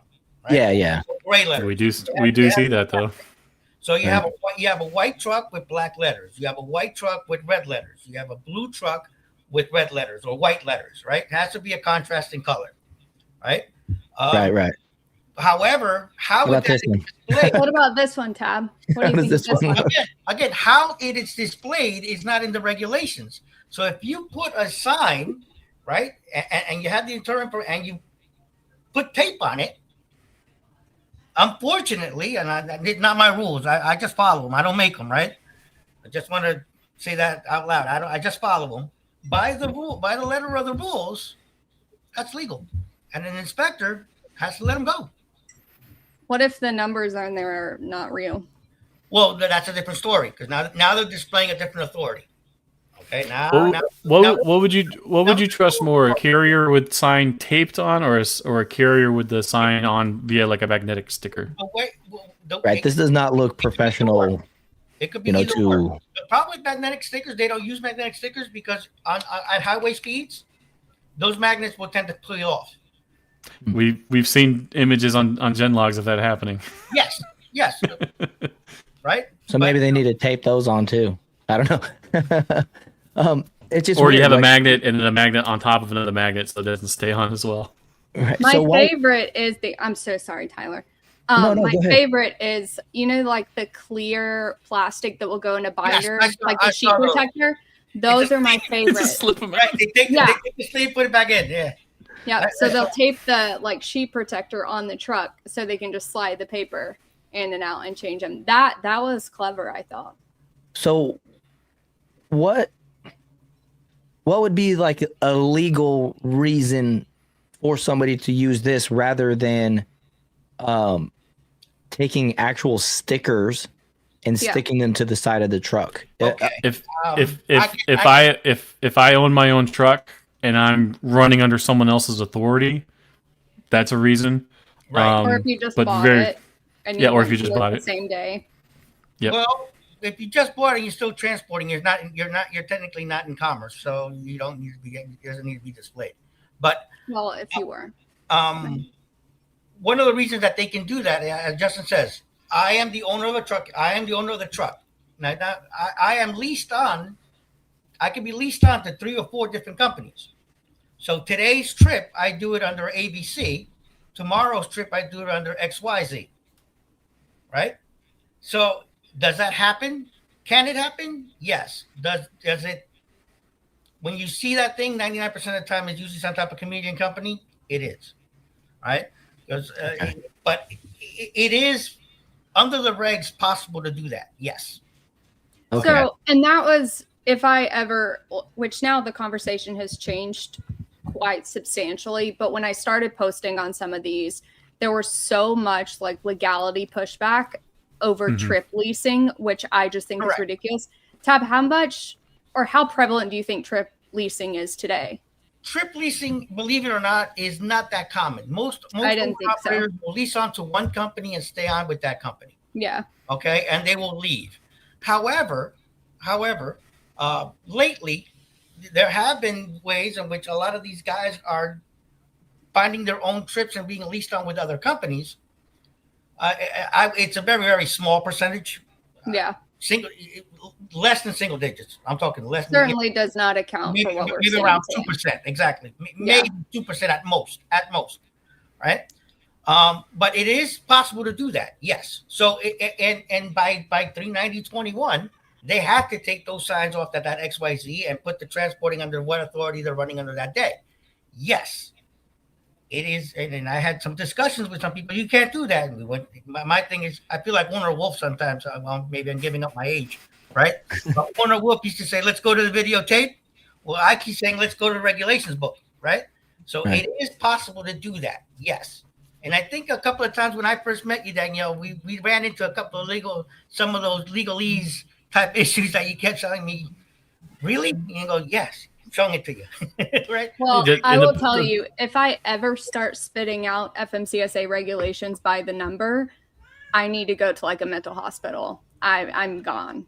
Someone needs to help me. I've been doing this way too long, and I'll be honest with you. I learn through the numbers. I I appreciate it. I really do, and I respect it. But if I get to that point, I love knowing the regulations, of course, so I can know what's legal and what's not. But if I get to the point where all of that's stored in my head, Well, I'm I'm a vehicle inspector also, right? I'm not roadside inspector. I'm a what we call an industry inspector, right? So on my reports, I write up those regulations too, because I got tired of the drivers telling me, no, it's not. Yes, it is. So you know what I started doing? I started writing up the regulations just like on a roadside inspection report and saying, here, go read it. And then if you think you're still correct, come back. And I think that's why the conversation today, at least now, is people have been talking about these issues forever in trucking. And because they've only talked about it via shouting regulation numbers back and forth to each other, everybody on the outside was just like, what the hell are these people talking about? But then along comes people like Danielle, myself, and others, where we try to talk about these issues in a way that anyone outside the industry can really understand what's happening. And that's really what opened everything up. Because what I try to do is I try to place myself with whom I'm talking with, right? If I'm talking to a driver, I'm not going to throw 49 CFR numbers. It is Chinese to him. Mm-hmm. Right? However, the other day when I was having a discussion with was it Tennessee or Kentucky? Tennessee trooper, I think it was, right? We went back and forth with regulation numbers, because what he was telling me was incorrect. And I told him, when was the last time you read 395.8, sir? Do me a favor and read it, right? So thankfully, we got all that sorted out, right? But I try to place myself on if I'm going to start yelling out numbers, it's either because we have the book that we can readily go to the book and check it, right? Or if we don't, then I'm just going to tell you the regulation and what part it belongs to and how we can find it, right? Unfortunately, like I said, I've been doing this for 23 years. So, people get ashamed. They go, oh, yeah, well, what are the lights regulations? Well, lights are 393.9 and some are 393.11, right? And, oh, yeah, tires. Oh, we're talking 393.75, right? So, so it goes to the part that, it's just, for me, it's like normal English. Yeah, you got to understand too. Unfortunately, most of the carriers that we're dealing with when we're digging into this kind of stuff, they don't know the rules and don't care about them either. So they wouldn't know if it hit them. What's insane to me is Danielle and I will post about something, and people in the comments will go, "Well, they can't do that. That's illegal." It's like they don't care. They're doing it anyway. Do not care. They don't. I know it's illegal. And I tell people all the time. One thing is what's legal in the book, and another thing is what's being done on the road. Exactly. Right. Mm-hmm. And you have to go by the old adage. It's only legal if I get caught. Exactly. Well, just like the English language thing, it's willing to enforce the law. English language proficiency has been in the rules since the 30s, and it was just never really enforced. Like you'd see now that we have access to the DOT violations data and stuff, we can go back to 2024 and see how many carriers, even before Sean Duffy came along, were given citations for an English language proficiency violation, and some were. Not all were put out of service, but in 2016, that out of service violation enforcement was dropped. So it was basically like the Wild West. Like anybody could have come into the country. Some states were easier than others. Like California, they offered the CDL test in 6 different languages, I believe. Oh, so New Jersey got them beat. I think New Jersey has, 12. Oh my God. Virginia has a lot too. Yeah. A lot. And that okay. New Jersey now, I believe New Jersey now makes you take the CDL test in English, but the actual car driver's licenses, let's say, the regular driver's licenses, they can take them in all these other languages. That's insane. But that's the other thing too. Like when all these big high profile crashes were happening, and immediately the politicians and regulators wanted to politicize it and just start dunking on California. We're shouting into the void saying it's not just California, it's every state. Right. I remember Danielle said that it's even in Florida. I kind of laughed because Florida was the one that was first one that throwing spewing the manure over to the West Coast, and then when they got caught with their hand in the cookie jar a little bit, they got quiet all of a sudden too, right? I'm watching the news and I'm watching Ron DeSantis on stage talking about California and this and that. Oh, we don't do this in Florida. Florida doesn't do that. I immediately Googled who hit whenever you see a politician saying something stupid like that and you want to try and tell them stop saying this, you're really screwing yourself. don't DM that politician or tag them anything. Search who their communications director is, because that person probably has their DMs open. I was very fortunate that Ron DeSantis's communications director has his DMs open. So I'm taking screenshots of like the FMCSA MCMIS database of like how many CDLs Florida has issued since like the last 10 years. And I'm sending him screenshots and receipts. And I'm like, you need to get him off the stage and shut up, because you guys are just as bad, if not worse, than every other state you guys are talking about. And he responded. He was like, thank you for bringing this to my attention. Nice. That's awesome. Gone back. Now, granted, I've been in transportation safety pretty much since 2007, right? But if you would go back to 2010, 11, 12, a lot of those Florida CDL driver's license were pretty much bought. Oh, 100%. They would go to Florida, get a rental agreement signed to whatever house of a friend they were, get their license in Florida, and then go back to New Jersey, Wisconsin, New York, California, Ohio, and just transfer it over to that state. Yep. Because very common. What happens is when a state comes and renews or revalidates a CDL, some will make you, very little states, very few, will make you retake the test again. Another one would say, oh, okay, you got a CDL here out of Florida. Okay, here you go. Have a great Again, day. America is a high trust society. Indiana is one of those states where if you're transferring your CDL from outside into Indiana, you have to retake the knowledge test in English. And there's a gentleman named Sid Mahant from He's originally from California, had a trucking empire out there, realized the market was oversaturated. So he moved shop from California to Indiana, opened up a couple of trucking companies, wanted to import many of his ethnic cohort to drive for him. But he was having a problem. None of his guys spoke English or read English, and they couldn't pass the test in Indiana. So he ran for either state senate or Congress there to try and get a law passed to waive that requirement to retake the test in English. And fortunately, I don't see it passing. It's all been brought out into the open now. There's been all kinds of exposés done on him. Yeah, he's toast. And this was all before even Sean Duffy came into office. So speaking of Sean Duffy, he posted just yesterday, more than 50% of North Carolina truck licenses for foreigners were issued illegally in your state. We won't stand for it. Clean up this mess now, or we'll be forced to pull funding. Yeah, that POTUS, like Kill me with 54% this or something like that. They What was kill that? me with this language. Yeah. So I felt like I was in such a legal battle yesterday, very similar to DeSantis and Newsom going back and forth. This one, I don't know why they get the headlines so mixed up. Granted, I did it on one of my posts forgetting who my audience was and that it wasn't truckers realizing what I was talking about. North Carolina, it is not all of the CDLs. It is only the non-domiciled. So 54%, which out of all of the states that they have released the audits for, they are at the top for percentile basis. However, the total number of CDLs that North Carolina has issued is 924 versus California, which is 62,000 plus. Okay. Sensationalism. So, yeah. And so while North Carolina has issued 400 and something CDLs, that non-domiciled CDLs out of compliance, it is a drop in the bucket compared to California and New York. Okay.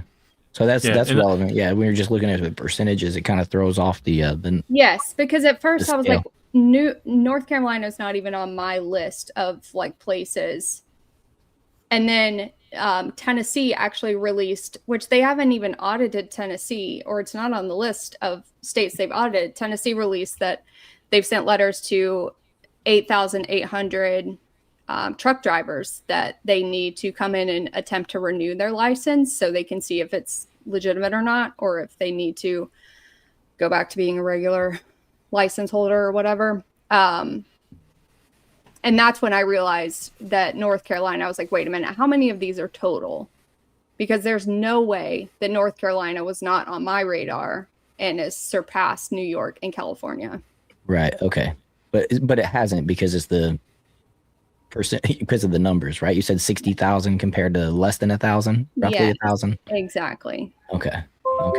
Yeah, that's pretty significant. But people will read that headline and then run with it saying 50% of all CDLs issued in North Carolina were issued to illegals, and not realize, no, it's 50% of non-domiciled CDLs were issued improperly because the expiration date of the CDL exceeded the date of the work visa. So Now- it's a lot to fit into a headline, but Exactly. it's sloppy. Now, And I guess the governor race there is pretty dirty right now anyway. So then Yeah. the governor, who is the governor now, all of the people who oppose him, which I don't know anything about it. I don't follow North Carolina. Right. But then they start picking it up and they were like, how could you do this? And start throwing things. And I was like, guys, this is not, out of all of the issues that you should be worried about, it is your freight brokers who are brokering freight for the Department of Defense. Yes. That's what you should be worried about. Okay.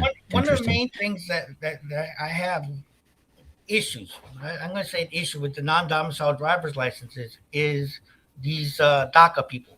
I don't know if you guys know what DACA is, DACA. Yeah. Deferred Child Action.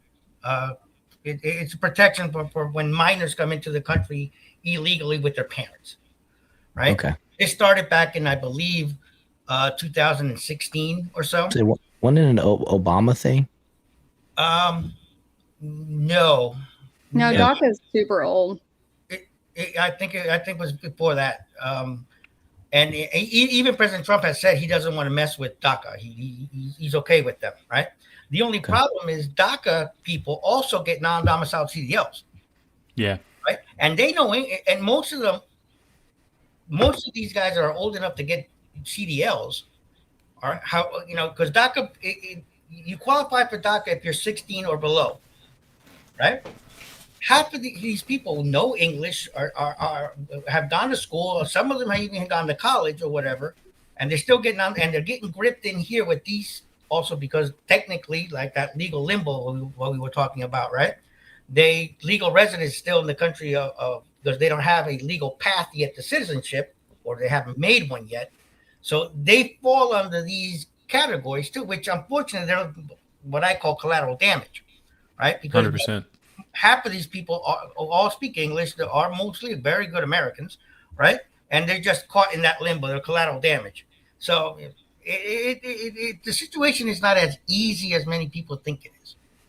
Yeah, there's a case going on right now, and it's funny. Daniel and I were having a Twitter space the other day, and the truck driver that's involved in that case, Jorge Riviera, he is most active on TikTok, but somebody on TikTok told him, "Hey, you need to get on Twitter. These guys are having this really good space." I was on that call. I was on that and it was a great conversation. I'm really happy to have had a conversation with him because yes, DACA, like what we focus on is like the freight fraud, guys who are here in the country illegally should never be behind the wheel in the first place.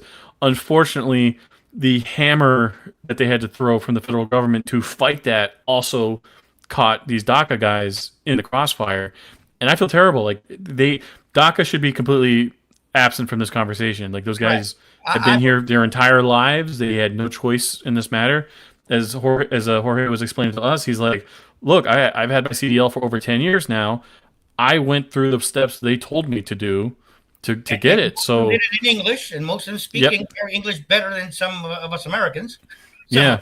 And the question I had for him was like, look, you live in Utah, and Utah issues non-domiciled CDLs. Not all states issue non-domiciled CDLs. Do you know of anybody here in the U.S. under DACA that lives in a state that doesn't issue non-domiciled CDLs that has a normal CDL through that state? And he didn't have an answer for me. That's something I really want to know, because what I would do if I was a DACA recipient and I was caught up in this whole thing is I would just move to one of those states, get a CDL through there, and just wait for all this to blow over. If that's possible. I don't know if they can or not. Yeah, it was an awesome conversation talking with him. Nice. So I want to go back here just real quick, because this leads us into the next question. So this was roughly 1,000 people CDLs in North Carolina. And there's a 40-second video here, but I just want to highlight the image here. It says North Carolina may lose $50 million in federal funds over flawed immigrant trucker licenses. And then if I scroll down right here, this was posted 2 days ago. U.S.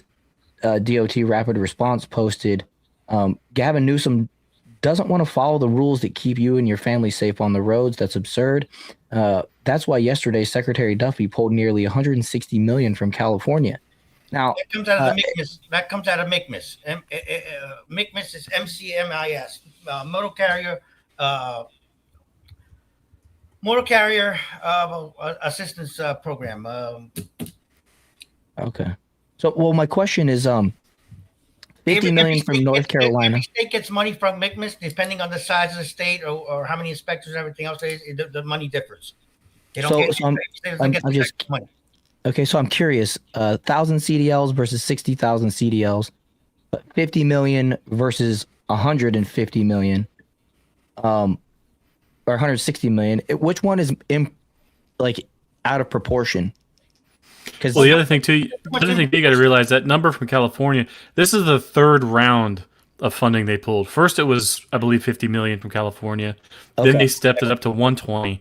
Now it's up to 160, because first it was your issuances of licenses non-compliant, so they got dinged for that. Then it was you're not enforcing the English language proficiency, so they got dinged for that. So now this is like round 3. I think Duffy can pull all the funding he wants. California is not going to budge. They've clearly shown that they're not going to.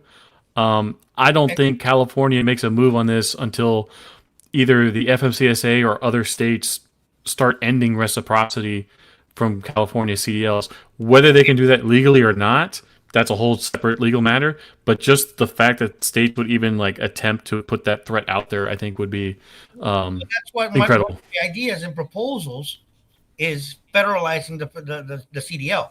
Let FMCSA or DOT, either or, whichever one they want them to do, issue the CDLs and not the states anymore.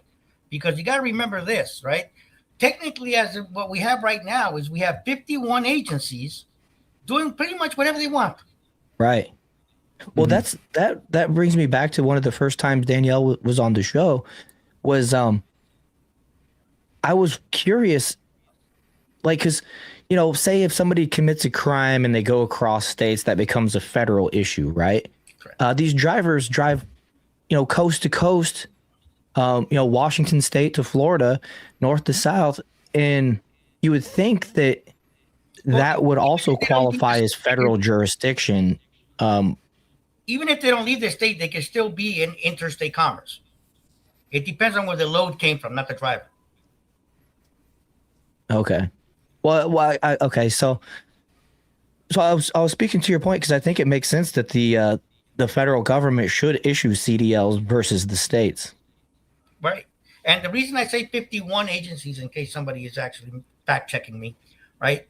We have all 50 states and the District of Columbia, which also gives out driver's license CDLs. Okay. What about Puerto Rico? 51 agencies. I'm sorry? What about Puerto Rico? Puerto Rico does, but we don't see Puerto Rican CDLs. Most of them are all on the island. They don't. We haven't constructed a bridge yet from Florida, so they can come here. One of my colleagues former colleagues at Freightways, Rachel Premack, she had a really funny tweet last month that was like, there are only 12 CDLs in the U.S. Virgin Islands. That may make sense. I responded, they only need 12 CDLs. Right. So how does it? It just popped in my head. How does that work if somebody's bringing a load from Alaska or to Alaska? They got to go through Canada. Correct. Mm-hmm. They have. It's technically it's now an international load. Right. Okay. United States, Canada, go through Canada and then come back into the United States. Yeah, USA, Mexico, and Canada. All 3 countries have reciprocity, which each of our commercial driver's licenses.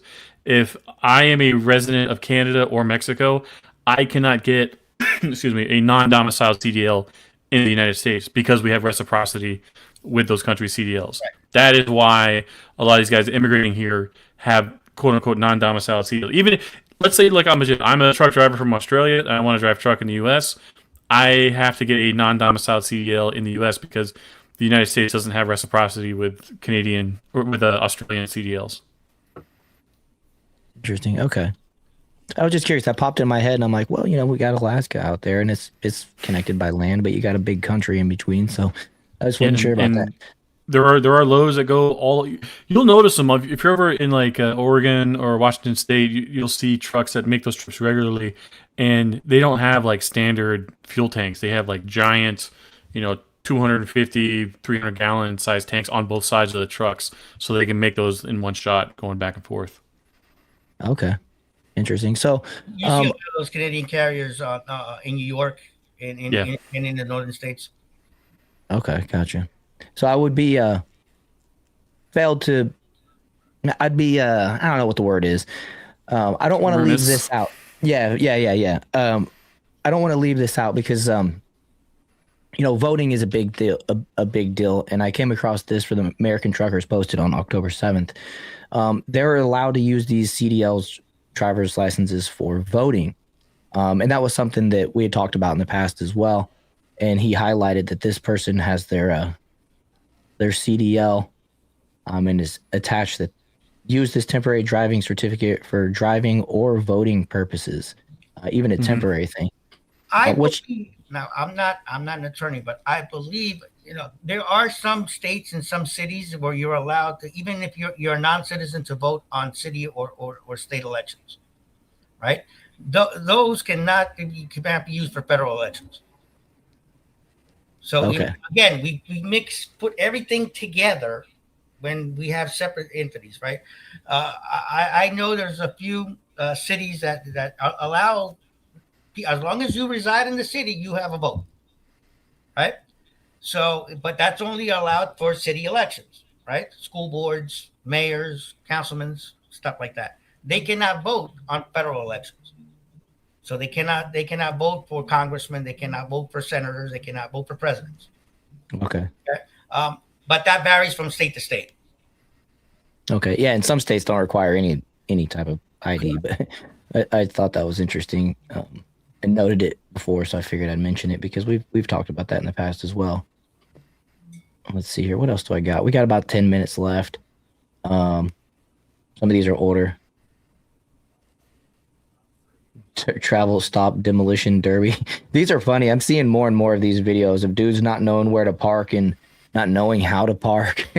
Some busy truck stops. It's I don't know. I think I've sworn a little bit on here, but they're a real shit show. Oh, we can cuss. Pardon my French. Yeah, If it's a busy enough truck stop, a hot shot right there. That's what we call a hot shot. God, hot shots are the worst. Well, the problem is this: they have to abide by all the federal regulations, but since they do not drive with an actual CDL, they only use their regular driver's license because they drive below 26,000, right? They're not exposed to any of these rules either. Yeah, it's a much lower barrier to entry, so that's how you end up with a lot of those guys.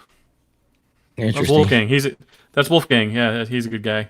He's one of those guys who he found a Facebook group for posting CDL jobs, and when you look at like the posts and who's making them, a lot of them were these foreign-owned companies. And so if me or him calls and hello, I'm American so and so, can I get a job? Click. So he started calling these companies with like a fake accent and kind of playing along. And I found that group and I looked up who the company was that he was applying for, and they're tied up with like this whole organized crime network too. So yeah, they're everywhere. Wow. Let's see what else we got here. I did play one the other day. I don't know if you guys seen this one. I don't think this is the same one, but did you see where great. I saw that. I saw that video. I'm glad Tab is here because I want you've got the rules here with you. Everyone was freaking out about the hazmat load in the back because there's placards on the pallet, but I don't think this load needed to have a placard on the trailer. Is that correct? We would need to see the bill lading. All right. That's the problem. That Gen cargo, freight all kinds. Right. Yeah. Right? We would need to see the bill lading. One to see and the SDS, which is a safety data sheet, right? If it was loaded under limited quantities, no placards needed. No, in fact, the driver doesn't even need a hazmat endorsement, right? However, for example, if it was a table 2, right, he can carry up to 1,000 pounds. No CDL needed, no CDL registration, I'm sorry. Hazmat CDL needed, no hazmat endorsement needed, right? Up to 1,000 pounds. Let me break this down for the audience here. So if I as a truck driver, if I'm hauling 45,000 pounds of chlorine bleach in a tanker, yes, you need a hazmat endorsement for that. But if I'm hauling 45,000 pounds of chlorine bleach in a cardboard box inside of a plastic jug, fully loaded floor to ceiling, no hazmat endorsement needed whatsoever. Because it's loaded under limited quantities. You can actually transport in Justin, you went through TSI, I believe, already, right? Mm-hmm. To the hazmat them, right? Yep. And one of the things is like this: you have 3,000 gallons of gasoline, right? But I do not have a tanker in order to transport it from New York to LA. If I were to get 300 jugs, right, of I'm 1 looking at gallon, the UN number. right? 300 gallons. I get 300 jugs, 1 gallon each. Put 6 jugs to a box. Put the box, right? Out I go with 600 boxes, right? Technically under the book, I'm good to go. So the way they figure this out is alphabetically. They have every hazardous material transported listed and stuff. Yep. So you go down to gasoline. 32.101, right? Yep. And then so you see gasoline includes gasoline mixed with ethyl alcohol with not more than 10%. So that gives you hazard class 3, the UN number, the packing group, and then oil spirits. Oil spirits? Motor spirits. Motor spirits. It's another fancy word for carrying gasoline. Yeah. That's the other thing too in this book. It's hard to see here with the print, but some letters are in bold and some are in regular print.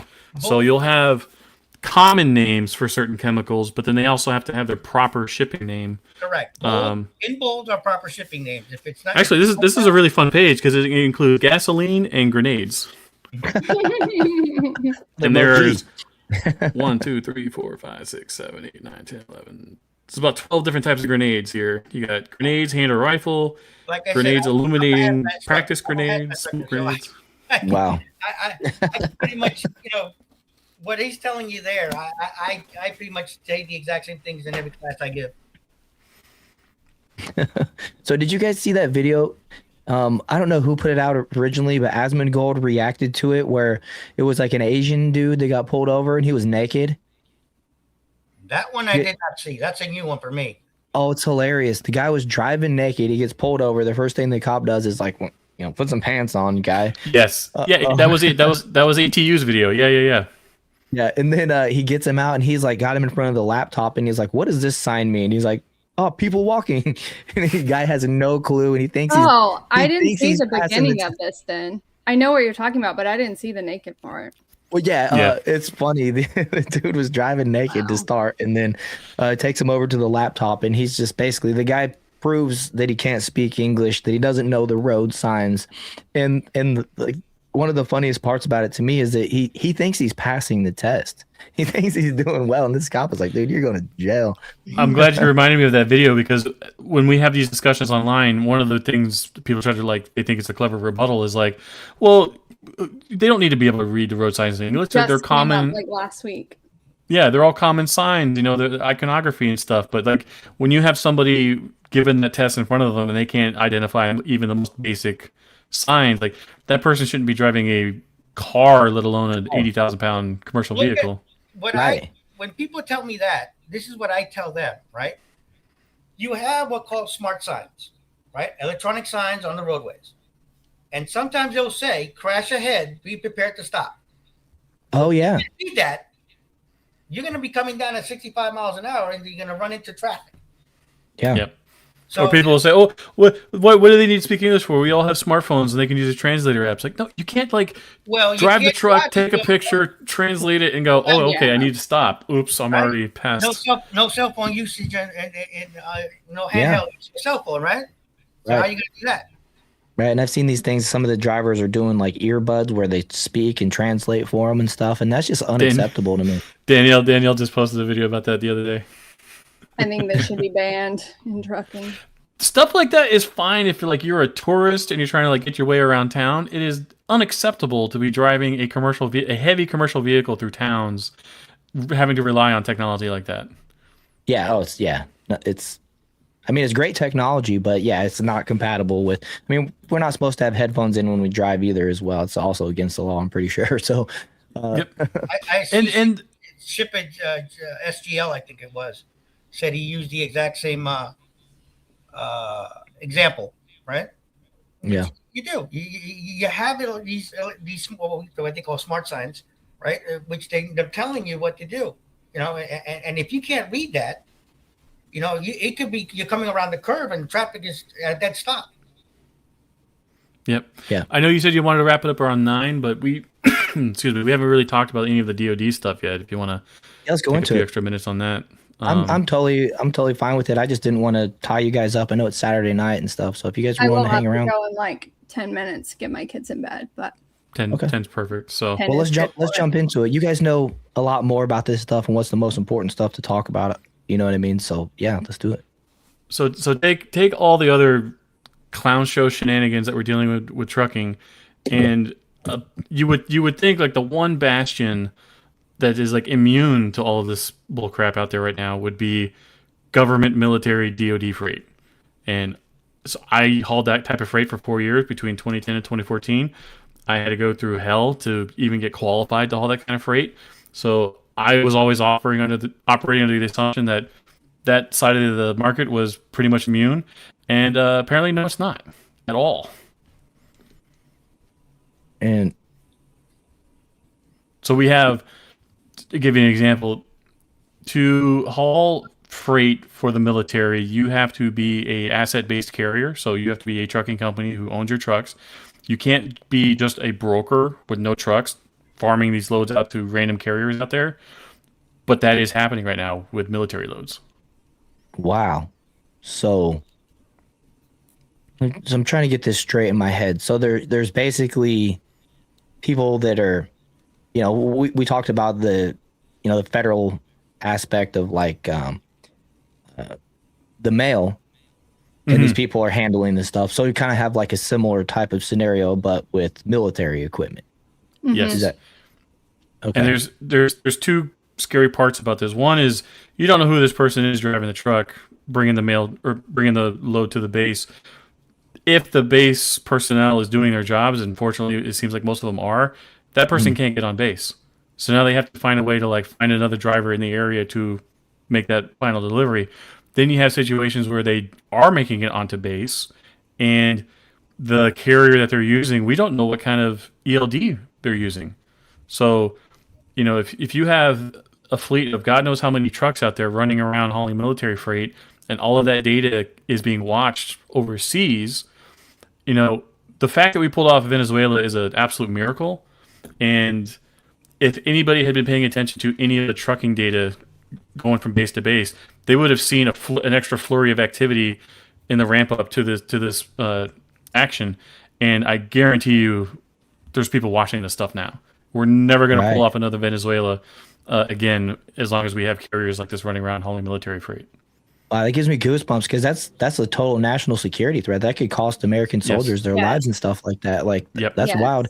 I would like to say, I assume that when they hand these particular loads over to those individuals, that they're they're not hauling weapons that I don't know. Missiles or things, like we just don't know, I guess.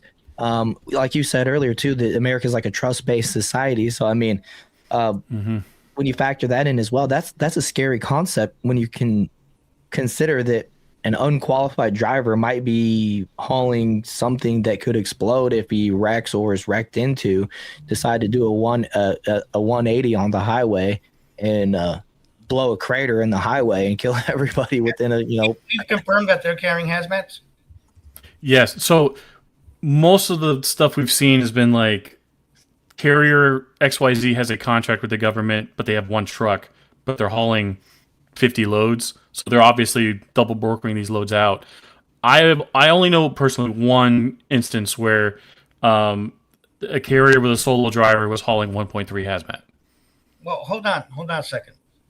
Exactly. Hold on. I don't want to throw a monkey wrench into that plan there, but one truck, does it mean that they own one truck and they have leased owner operators that can have 100 of them, or just one truck on MC-150? One truck on their there's MC-150. Only one truck, supposedly. Yeah. Right. Well, it won't be the first time an MC-150 is incorrect. True, but we can verify whether they have that equipment through GenLogs. So if I type in all of their DOT info into GenLogs and I see one truck running around, okay, that's one truck.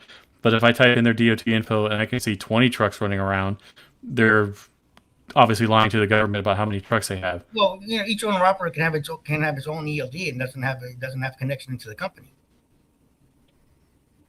But you're not supposed to be doing that with DoD freight. No, true. What I'm saying. That's what I'm saying. And on this specific topic, we're talking about DoD freight. No, like I said, I'm not trying to devalue what you're saying. No. I'm just trying to see where are these loopholes that they may manage to actually get a hold of. Right? Well, the loophole is just that no one's paying attention to what they're doing as far as double brokering the military loads out. In order to solve a problem, we had to identify it first, right? So let's find out what's going on. Double brokering military freight. That's double brokering per se. Just right there, we have issues. Double brokering military freight, I have a huge issue. Yeah, it's one thing if you're transporting like slot machines across the country and you're giving it to a shady carrier who consolidates 8 loads onto one trailer and skims off the top versus, MRAPs going from point A to point B and they're being double brokered to God knows who or what. Well, the problem is, enforcement roadside on that is almost non-existent. None. It's impossible to enforce. Again, because the people who come up with these rules and are in charge of enforcing it, they lack imagination of what bad guys would want to do with that kind of information. Right. Well, when I see when in the comments there, the bill of lading, there is no form per se for a bill of lading, whether it be non-hazardous or hazardous, right? Yeah. The only actual form we have in hazardous materials is the hazardous waste form, right? I can literally get a piece of bounty, and as long as I have all the information correct and I have all the certifications and the emergency contact number and the certification and it's signed, I'm good to go. Yeah, I talked to a guy. So most of the stuff we're talking about here are non-hazmat loads. As far as I've been able to find right now, I only know of one instance of a hazmat load. It was 1.3, and it was given to a carrier with a solo driver. 1.3, that's a table 1 hazmat, and then $5 million insurance policy, and yep. So it's supposed. It's supposed to be up there. So to give your audience an idea of like how big of an F up this is. Loads like that are only given to teams because those trucks do not stop. They're required by law to at least have at least one driver in the truck. And the fact that they would be stupid enough to give it to a solo guy who could have fallen asleep. Like, imagine. Well, he's required to stop at a certain point too, right? Unless it's not going very far. So if this guy's playing by the rules, he runs out of hours, pulls into a truck stop, takes his 10-hour break. You've got you've got grenades sitting in a truck stop for 10 hours. That doesn't sound ideal. So Klondike Elmo, he asks a question here and says, what keeps a military shipment from just disappearing? The truck, driver, everything. In this instance with the solo driver, it seems the military risky. Tracks every load, right? Every asset is tracked. Until unfortunately, that only they can track it and they know where it is. Right? You have to use your imagination tab. When we're saying military freight, it's a giant umbrella which includes what they call FAK, freight of all kinds. So that could be desks, uniforms, cabinets, uniforms, stuff like that. Uniforms especially would be a really bad one because you don't want uniforms falling in the wrong hands. Exactly. But, they're not hauling nuclear missiles either. Right. And that's not and then to the side of that is like the DoD hazmat freight, the stuff that I was hauling.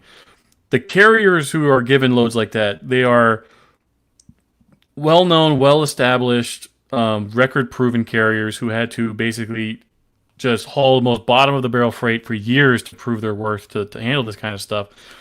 The truck is driven by teams. There is a panic button in the truck in case you're hijacked. You're satellite tracked on the truck and on the trailer. They have sensors on the doors, so as soon as the doors are open, if it's open. There's a whole satellite system tracking it called DITS, DTTS. So weapons, grenades, aircraft parts, stuff like that. Those are all DITS loads. And so this was a load of 1.3 hazmat grenades. It is a DITS load, and it was given to a carrier who's just like some random schmuck with a truck. Dang, that's crazy. Now, what's to say? Because I mean, like Danielle said, use your imagination. And I'm imagining something like it's a hazmat material, whatever, but they just don't mark it. Well, you got to remember this. Many people Like, is that a thing? Is that just hazmats are very dangerous stuff. right? Well, I used to load trailers for UPS when I was a kid, so I kind of like have a little bit of an idea of some of the handling of at least like how they, if you're putting something in, like you literally have a slip that you have to do or whatever. But like, just say, and I know this is different from like a military DOD type scenario, but who knows if there's just some jackass that doesn't do it. When you say hazmat, right? Perfume is hazmat. True. Batteries are hazmat. Mm-hmm. Yeah. Right? So you have a lot of things in your home and in your car that you won't even think it's actually a hazardous material.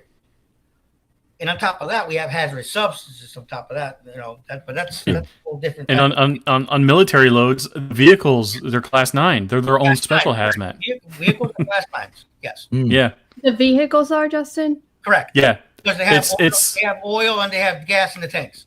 Yeah. So if I have a cargo airplane and there's like 5 Humvees on it, the Humvees are a hazard because they have giant batteries, fuel tanks, etc. So on the bill of lading, it'll say 2 Humvees, hazmat class 9, and then like sub hazards. So it'll be or class 3. Or they have to take out those batteries and drain the gas tanks that they're done on ships. When you put a vehicle in a container, they have to certify that the tank is absolutely empty and it doesn't have any battery connection. Yeah. Huh. Yeah, the batteries are a whole different. Battery hazmat is like a whole separate thing now. There's like long established rules and like all this hazmat stuff is like and then batteries. Well, and then you go with the ion batteries, and then you have you got a bigger book. You got a bigger book than the book. Yeah. Right. Interesting. Okay, so sorry if I derailed that. I was just curious because I mean, like you said, the trust-based society, and I get there's checks and balances on stuff, but there's always corruption, and we're finding illegals and people that shouldn't be in certain positions and jobs, from the lowest job in our society to government. Look at Ilhan Omar. She married her brother to, you know what I mean? The word is allegedly, I might have to say, but and look where she's at. So I mean, people don't always follow the rules, and so it's scary to think that and circling back to the whole lack of imagination thing, I love living in a high trust society. Most people in the U.S. have no idea what it's like living in a low trust society. And the further down the path of us turning into a low trust society, the corrective measures taken to counteract that are going to be some of the worst laws we've ever seen passed. So like right after 9/11, there was the Patriot Act. That was the U.S. going from this level of trust to about that level of trust. So once the level of trust goes down, you get laws like the Patriot Act passed. So, Right. And I'm a fan of fewer laws, not more. I'm not one of these people. Exactly. We need a law for that. We need to get rid of that. And very rarely would you see truck drivers like begging the government for law X, Y, and Z to be passed. But because the state of the industry has reached a level where it is today, you got guys that are just like Tab and myself saying federalize the license issuance and deputize agents at the way stations and this and just throw the hammer down as hard as you can. Absolutely. Doing inspections. Yeah. The troopers are federal agents when they're conducting roadside inspections. They get paid by MICMAS money, right? Yep. Okay. But not all states are deputized for immigration enforcement. No. No, that's true. And I think that's going to change a lot going into this next year. So the big beautiful.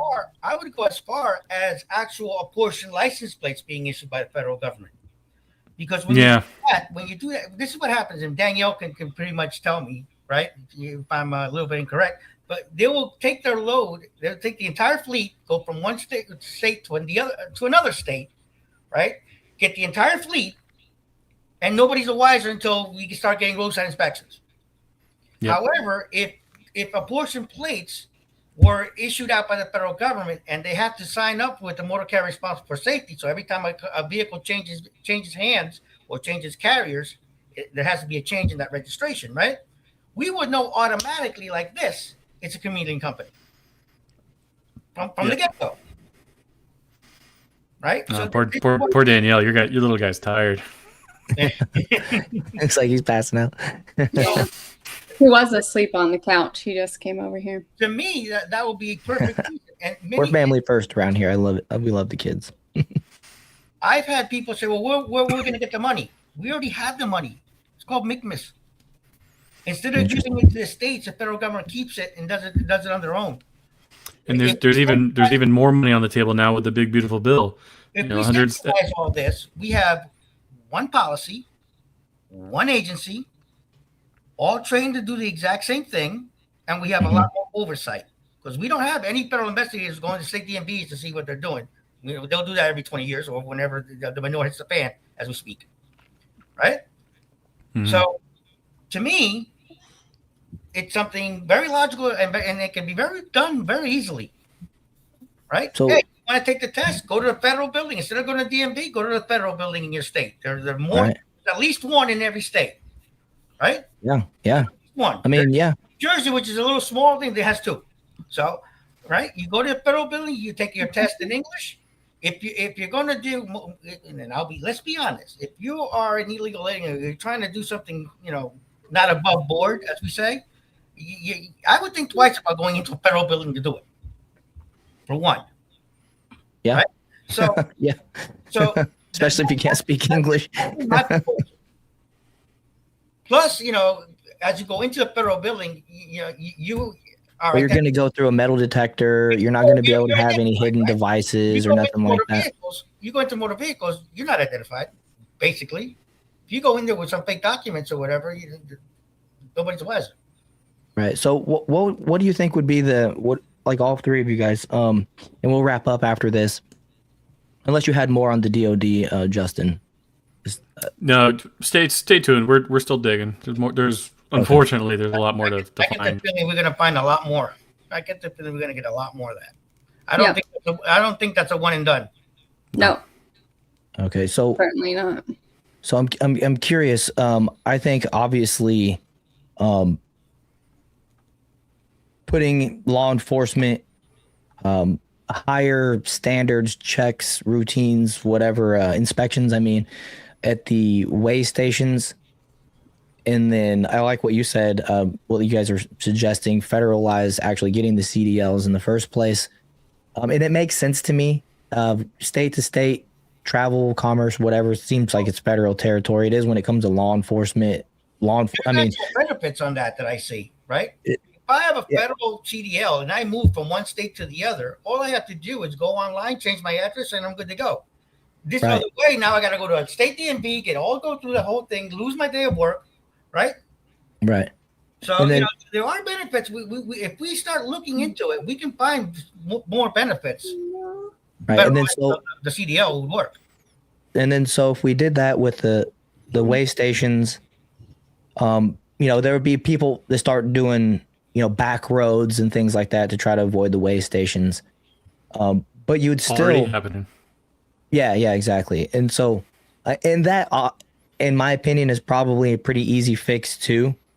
You put a cop on those roads and basically create. We're seeing that in states like Wyoming right now. And Oklahoma too. Like little mini checkpoints. Put a video. I'm gonna jump off and get this little one in bed. Tyler, thank you so much for having me. Thank you so much, Danielle. I appreciate you so much. I'll have you on again soon.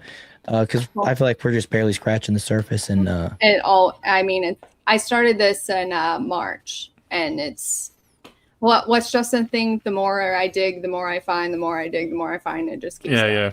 Yeah. I mean, before you leave, just I've seen some posts of people that trying to insult you and trying to discourage you and doing things. I've tried, actually been online and gone up the bat there and saying, hey, listen, leave her alone, right? Just the only thing I can tell you is just keep doing what you're doing, and we got your back. Well, I have two things. My dad was a bull hauler, and so he did not put up with anything when I was younger. I had three things. My mother was a politician, so I grew up as a politician's daughter. And I grew up in the days of MySpace where the top 8 were public. So there's literally hardly anything someone could tell me online that's going to hurt my feelings.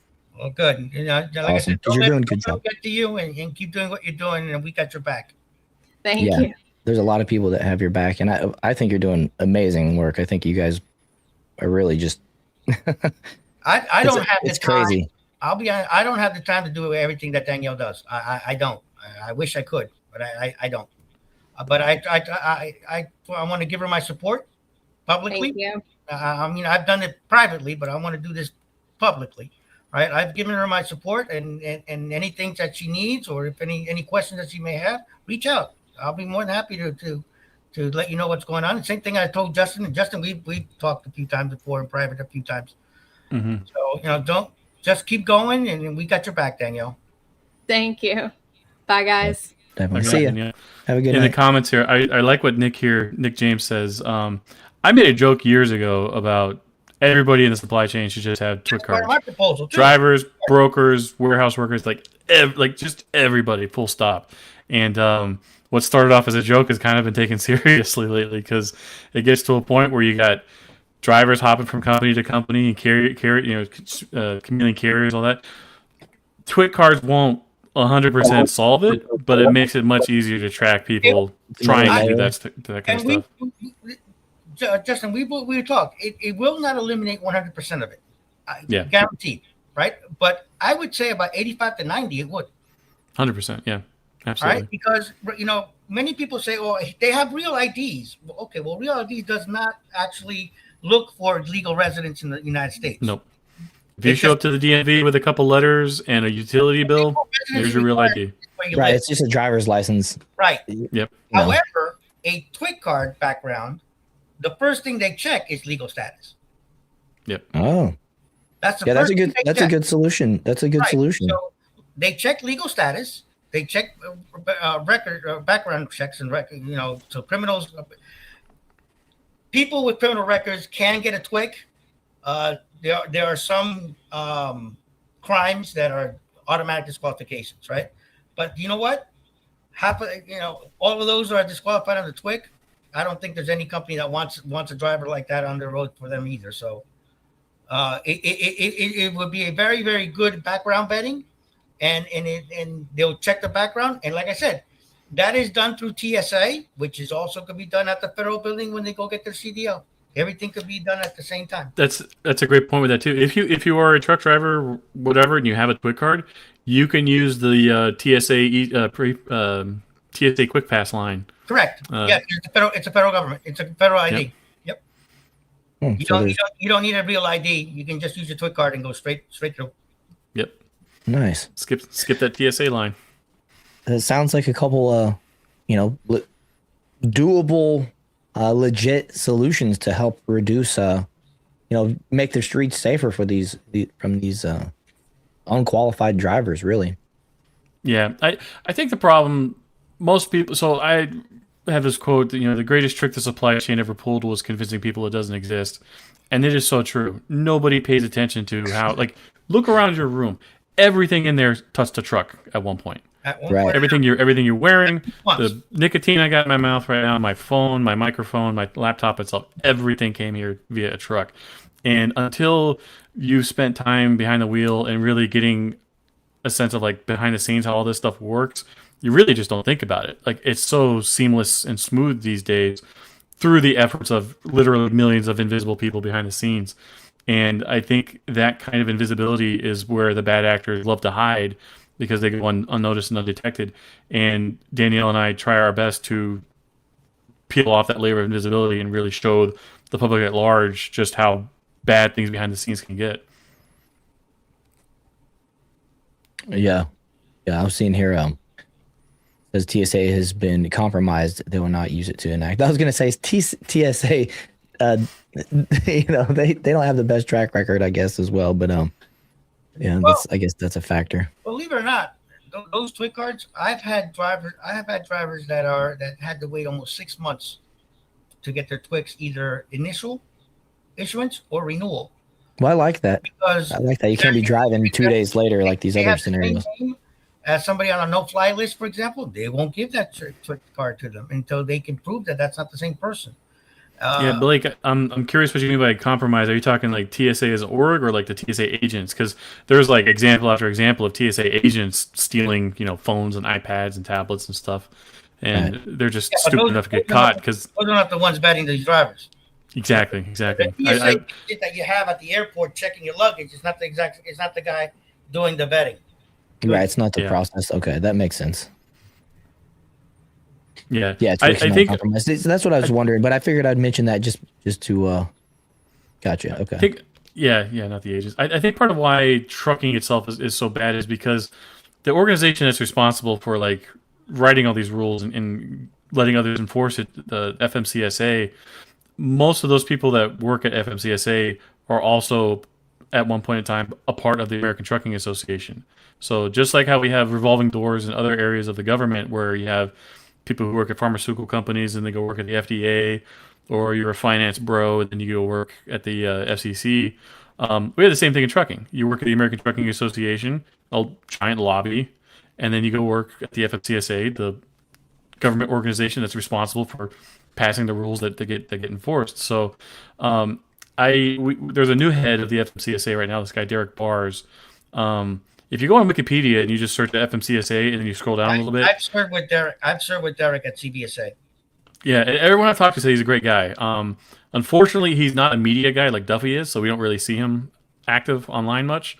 But if you go on the Wikipedia page for the FMCSA and you scroll down, it has like this table, and it's like all of the heads of the FMCSA over the last like 20, 25 years.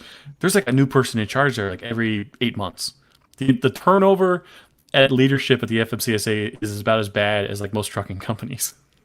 Wow. I'll be honest, one of the things that I always criticized FMCSA for a long time was that they're an agency assigned to regulate trucking, literally trucking. FMCSA is trucking, right? Okay. And 99% of the people there never drove a truck, never been on a truck, and if they saw a truck, it was probably on the highway. So how are you supposed to regulate and tell people what to do if you don't know the job itself? Exactly. Yeah. Exactly. And to devil's advocate, kind of give them their due. You don't necessarily need to be a truck driver to be something like that. You need people who are litigious. And it's all theory. Exactly. You want both worlds in there. I've had this like opinion that a lot of the contention between like truck drivers and freight brokers or drivers who work at companies and they're butting heads with like the office people. None of the office people have been in a truck, and none of the people in the truck have ever worked in the office. And I think every company or organization should just have like a program where if you're a truck driver and you want to spend a week in the office, come on in and see how the sausage is made. Same with freight brokerages and dispatchers. They should be in the truck for a couple of trips and just really see the reality that the drivers have to deal with so that you understand that you holding a driver up at a warehouse somewhere for 18 hours is hell on earth for that person. You don't feel that because you're in the office and you get to go home every single night, but getting just a little taste of that, I think, would be very eye-opening for a lot of people. You'd be surprised how many brokers I've talked to, right? And they repeat what they were taught. Mm-hmm. The only problem is what they were taught is wrong. Yeah. Or, I want to do this. I want you to do this. Well, sir, the federal government didn't ask me to do that for them, right? Yeah. and how are you going to do this? And so you want me to jump over 27 hoops, and yet you want to pay me less money to do it? Yeah. And you as the driver really don't have any bargaining power on that side, because if you decide, okay, I'm never working with this guy again, it doesn't matter. There's 500 other drivers in line behind you that want that spot. Exactly. And we have the blind, what I say, the blind leading the blind, because a lot of the brokers have no idea what trucking is all about. Yeah, right? Yeah, that's Shippers, no idea what that all about. FMC, no idea what that's about. A lot of that too is by design, because they don't want. There's a whole fear of liability. So if I'm a freight broker and I'm on the phone with a carrier and I say, "Hey, I got this load that's going from Phoenix, Arizona to wherever," I am trained not to ask this person how tired they are, how many hours they have left, because if I learn anything about this person in this trip that could endanger people down the line, and that happens, I'm getting the absolute shit suit out of me, as I should. Because all that stuff is discoverable in the trial. So what's saving freight brokerages right now? There's actually a Supreme Court case in progress right now. A large freight brokerage, C.H. Robinson. They Tab might know more details. I'm a little fuzzy on the details on this, but they basically booked a trip with this carrier. There's a big wreck involved. The family sued the driver, the trucking company, and the freight brokerage. And the freight brokerage is like, we're protected from this stuff. We never had anything to do with this. Well, the court disagreed and went ahead with the trial. They lost, went to appeal. I think they won the appeal. It keeps going back and forth. So now it's made it all the way up to the Supreme Court. And if the Supreme Court decides, like, yes, this freight brokerage is liable for booking this bad carrier, that's going to send a huge shockwave to the industry. You're going to see doors slammed shut on shady carriers overnight. Well, exactly. This is what I told a lot of brokers when we were discussing this type of issue. If you want to control me as the motor carrier, then you are responsible if anything happens to me. Exactly. If you don't want to be responsible, leave me alone. Yep. However, they want control, but they don't want responsibility. Yep. We have an issue. I tell new drivers all the time, if you're working for a company and they ask you to do something and you don't really trust what they're doing is legal, or if you feel like it could endanger you, get it in writing. Don't do anything over the phone. Text them if you need to, but mostly use all the trucks, especially like large trucking companies, they use something called a Qualcomm. It's just your communication device with your dispatch. And I tell every one of my dispatchers, every single time they wanted me to do something that was kind of sketchy, I would say, send that over the Qualcomm, please, and shut that down immediately. Because once it's in writing and there's a record of them telling you to do something that you know is illegal, shuts it off. Now, there might be repercussions. They're definitely going to fuck with you later. They're going to if they do, lowball you on freight. Hold on. If they do, if we go back to the book and we go to 390.6, which is the anti-coercion rule, it says that they cannot do that against you. And if they do that and you can prove it, then there'll be even more problems. But the only problem is that most drivers don't even know 390.6. No, absolutely. But also, the driver's going to have to hit up a lawyer and pay court fees and all that stuff. Nobody wants to deal with that. They just want to drive. Yeah. Interesting. Somebody said it's gay. Told me it's gay to wear a hat inside. Well, you should see my it's closet. also gay to not hit the like button. So I have. So when we go to like trucking shows and stuff, the big one's called MATS, Mid American Truck Show, and the joke at MATS is always hats at MATS.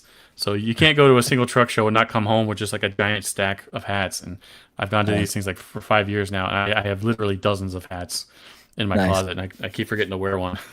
All right, I got just stacks of them just sitting here next to me. Justin, That's just one of the two by the stacks. way. You have to hide it. Oh, thank you. We go to the same Tab and I go to the same barber. Nice. He's cheap. He doesn't require a tip. I say it's practical. Financially doesn't matter. Right. No, as soon as I hit my 30s and it started going back, I was like, nah, we're done. Yeah. I ain't fighting this. We got a lot of friends like that. I started shaving my head when I had a full set of hair. One of my reasons was in the summertime, I tend to sweat a lot. and my hair would look like I didn't wash it for days. Oh. Right? Just because it's hot and humid outside, right? So one day I got mad and I just shaved it all off, and I said, "Hey, this is actually a good thing." Nice. And I've never let it grow again. Now I'm actually scared to let it grow now.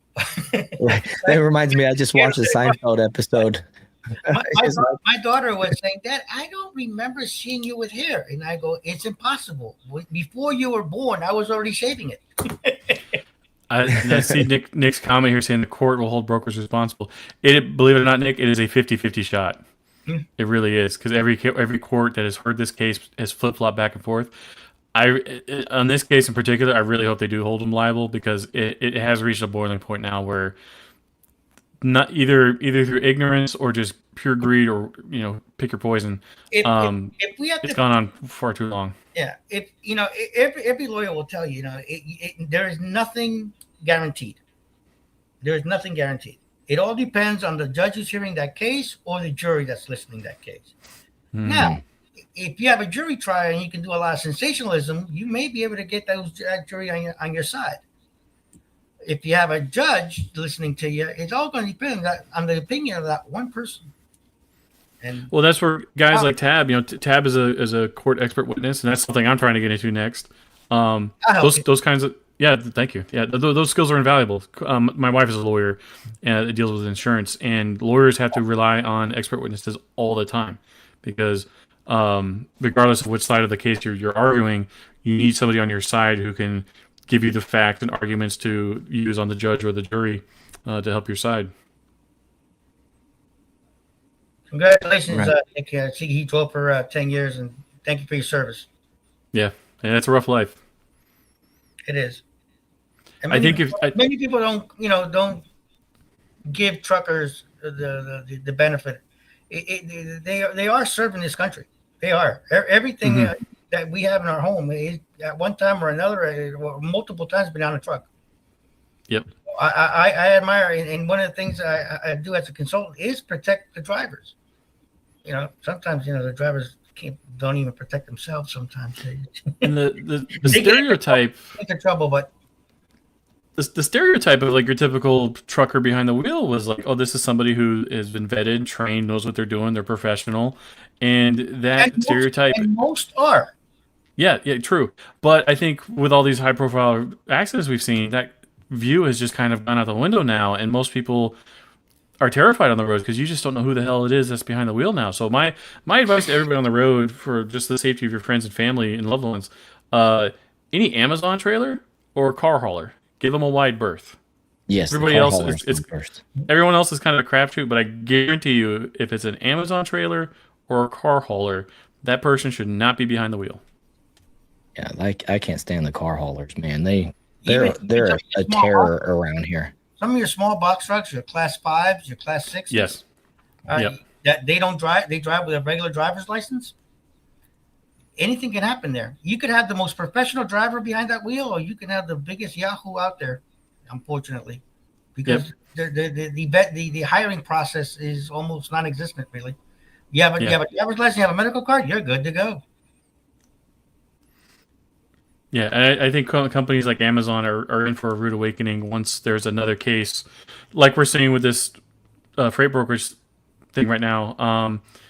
As far as I know, there have not been any so with Amazon specifically, there are a couple cases involving Amazon delivery drivers where all these guys aren't Amazon employees. They're all contractors. So anytime one of them gets into a wreck and kills somebody, if there's a trial involved, Amazon's defense is, well, they don't work for us. They're a contractor. We have nothing to do with it. And a lot of times the jury agrees or the judge agrees, and Amazon's off the hook. Not true with a couple cases with the delivery drivers. The truck drivers, on the other hand, that's a whole separate story. There are cases in progress, but as far as I know, there aren't any cases yet that have been resolved where Amazon was held liable for one of their. It's called Amazon Relay. Amazon doesn't own the truck. They own the trailer. They own the freight. But the truck itself is owned by someone else who's contracting with Amazon. They're called power-only truck carriers. Power-only. And that's the key term your audience should learn. So another insider lingo with trucking. a lot of companies, so your big mega carriers, your JB Hunt, your Swift, Werner, Landstar, yep. Most all your employees that go and drive for those companies, they're mostly, there's some Western Express, not very well trained, but most of your large mega carriers, they train the hell out of their drivers because they don't want the shit shoot out of them. However, they have something called their power only boards where they are brokering the freight. It's their equipment, their trailers, but the truck is owned by someone else, and that driver is an employee of whoever that contractor is. We have case after case and example after example of power only contractors running freight under these large mega carriers that are all non-domiciled drivers, very unsafe. It's almost a punchline. So Werner, if you're on the highways and you see the big blue semis, But we what's had the business model for them? The business model is to have all those blue trailers, all those Amazon trailers on the road as rolling billboards. Yep. So we had a driver come forward to us saying that Werner was teaming up with the state of Nebraska to import a bunch of guys from I want to say Kenya. I could be wrong. I'm getting the actual country wrong, but it was a country in Africa. They were importing a bunch of guys to come work at Werner. And Werner, the CEO of Werner, got on Twitter and he's like, "This is completely wrong. These guys don't drive for us. We're not partnering with this. Not our fight." Literally the next day, a non-domiciled CDL driver driving a Werner, he was a contractor but hauling a Werner trailer, crashed into somebody that we knew on Twitter. Oh no! Yeah, and so not NPR, but Nebraska Public Radio was supposed to do this big story on the whole thing, and they interviewed a bunch of people. They talked to me, they talked to Gord, another trucker friend of ours, but they tried to get a hold of people at Werner and other people in the government, and they didn't get a response, so they never ran with the story. So there's all kinds of examples in the industry where people just close up, don't say anything, and then the story just kind of goes away. I think when Duffy, right now he's going state by state doing these big audits, and so right now North Carolina is receiving his wrath. I am very curious to see what the result in Nebraska is going to be, as far as the amount of non-domiciled CDLs issued there, whether they're in compliance or not. Has Indiana finished their? No, Indiana is going to be another hotspot too. Yeah. So a lot of these guys that are operating in Indiana, they're from California, ethnically Indian, but because Indiana is a major Amazon hub, that's where all these guys are based out of. So again, the more you dig, the more you find, and it just never ends. Oh, it's literally an iceberg. I mean, you have the tip of your iceberg, but once you go below the waterline, you see 10 times more mass. That iceberg is 2 miles deep. Yeah. Dang. Yeah, like you said, we've only scratched the surface here, and I mean, there's no way we could cover all this, and which is insane. We've been talking for over 2.5 hours now, and we're just barely scratching the surface. Right. It's crazy. We could talk like this for weeks. We could start on a Saturday, May 1st, and finish December 31st, and we still haven't touched everything. Right. Yeah. Well, let's do it again here in a week or two, and we'll try to cover more ground if you guys are up for it. Yeah. So next week I'm going to be in Washington D.C. There's a luncheon at this event hosted by this group called the Road Gang. It's a freight fraternity in D.C. full of bigwigs in the supply chain, and I want to stop being just some schmuck who talks smack online and actually meet some of these people. When I worked at Freightways, I would run into a lot of executives and talk to people, and it was great because they very rarely get direct feedback from somebody who is either currently or formerly a driver, and most of them have the exact same complaints that we do. They all hate the ATA. They hate having their money wasted. They're sick of this mess too. They just can't speak publicly about it. Is the problem. And I'm more than happy to. So I love chatting them up. What's that? Yeah, a lot of truckers have the exact same problem with the WIDA. Yeah, and I love WIDA. I'm really good friends with Louis Pugh. I love those guys. I've dealt many times with Louis at CBSA, and I dealt with with a whole bunch of people from ATA at CBSA also. Yeah. One thing, Tyler, you got to realize the U.S. trucking industry, the supply chain in America, it's a $1 trillion industry, but at the end of the day, it's literally like 50 guys and they all know each other. That's wild. Yeah. So hopefully, like, you're successful in that with your ambitions. You said you're going to DC next week, and that's the way to do it, man. Making community with folks while trying to make a change rather than just simply being, on Twitter and X or X, I guess it is, and stuff like that. So that's cool. That's a noble. It's unfortunate because that's really what you need to do. We had this. I'm not going to go too long because we're trying to wrap it up. No, you're good. There's this new organization that just came out a couple years ago called American Truckers United, ATU, and it's two guys based out of Arkansas, Harvey Beach and Shannon Everett, and those two guys have been probably the most effective gentlemen I've seen in this space in a long time.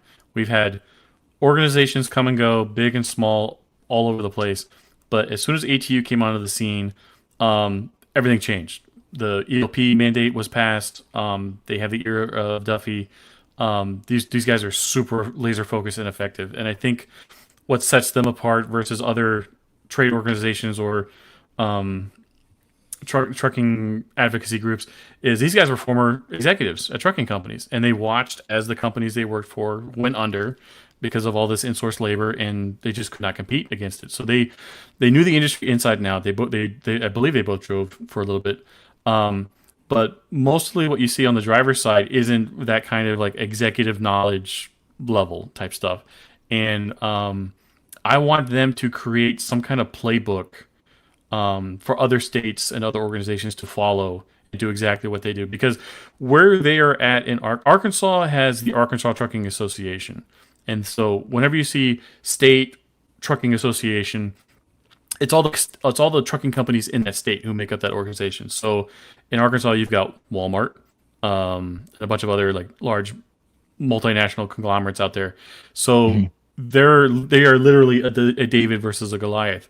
But then you have the Oklahoma Trucking Association, and the trucking companies in that org are all medium-sized, family-owned, multi-generational legacy carriers. They are very pro-driver. They don't want this non-domicile crap in their state. So I think other than Arkansas and maybe Washington State, because you got Amazon in Washington, I think other states who try to copy what ATU did, they're going to have much more success in getting the kind of laws passed that they want. Because ATU has been trying as hard as they can to pass what they can in Arkansas, and they just keep running into the Arkansas Trucking Association every single time. I can. One of my things, right, is this, right? They're trying to do things at the state level. And transportation is an industry regulated on the federal level. We can't have in an industry having to have 50 different books to see where's my truck going to be and what are the laws that I have to follow, right? To me personally, now this is just me, right? This is my opinion, right? Congress needs to get involved here. Congress needs to write up these laws and put them into the FMCSRs, right? And then we all are on the same page. Because we cannot have, as a safety professional, I cannot say, okay, well, Billy is going from New York to California. Crap, he's going off at 80. Okay, so I need the New Jersey laws, Pennsylvania laws, Ohio laws, Arkansas laws, Indiana, Ohio, Montana, Colorado. It'll be impossible to do this. Well, when I say like the laws passed that they want passed, I don't mean like the rules of the road. I'm talking like how driver's licenses, etc., are issued through the state. Again, we go back to the same thing. If it was issued federally, they don't have to do this. Yep. But until the federal government decides to pick up that sword, it's going to be up to the states to fix it. Well, that's the thing, right? That's the thing. 51 different agencies. Mm-hmm. Now we're going to have 51 different laws. I mean, to me, it's not practical. To me, I think we're barking up the wrong tree. We should be barking over at the Capitol building. I don't disagree. The federal Capitol building. Yeah. All right, Bell, ready to wrap this up? Like I said, that's my opinion. Yeah, I was typing there for a second. No, good. I'm not trying to bust your bubble or anything, Justin. It's just my opinion. I'm just trying to have a lot of fun with this, and people also got to realize all these state trucking associations, the people who get voted onto those boards, it's done with like 1, 2, 3 votes. So people in this audience, they could hit up their state trucking association, see who's on those boards, wait for the next vote, and then run, see if they get the spot. I can tell you this in New Jersey. New Jersey has a whole bunch of trucking companies, and in the New Jersey Trucking Association, you even have members that don't even go to the meetings.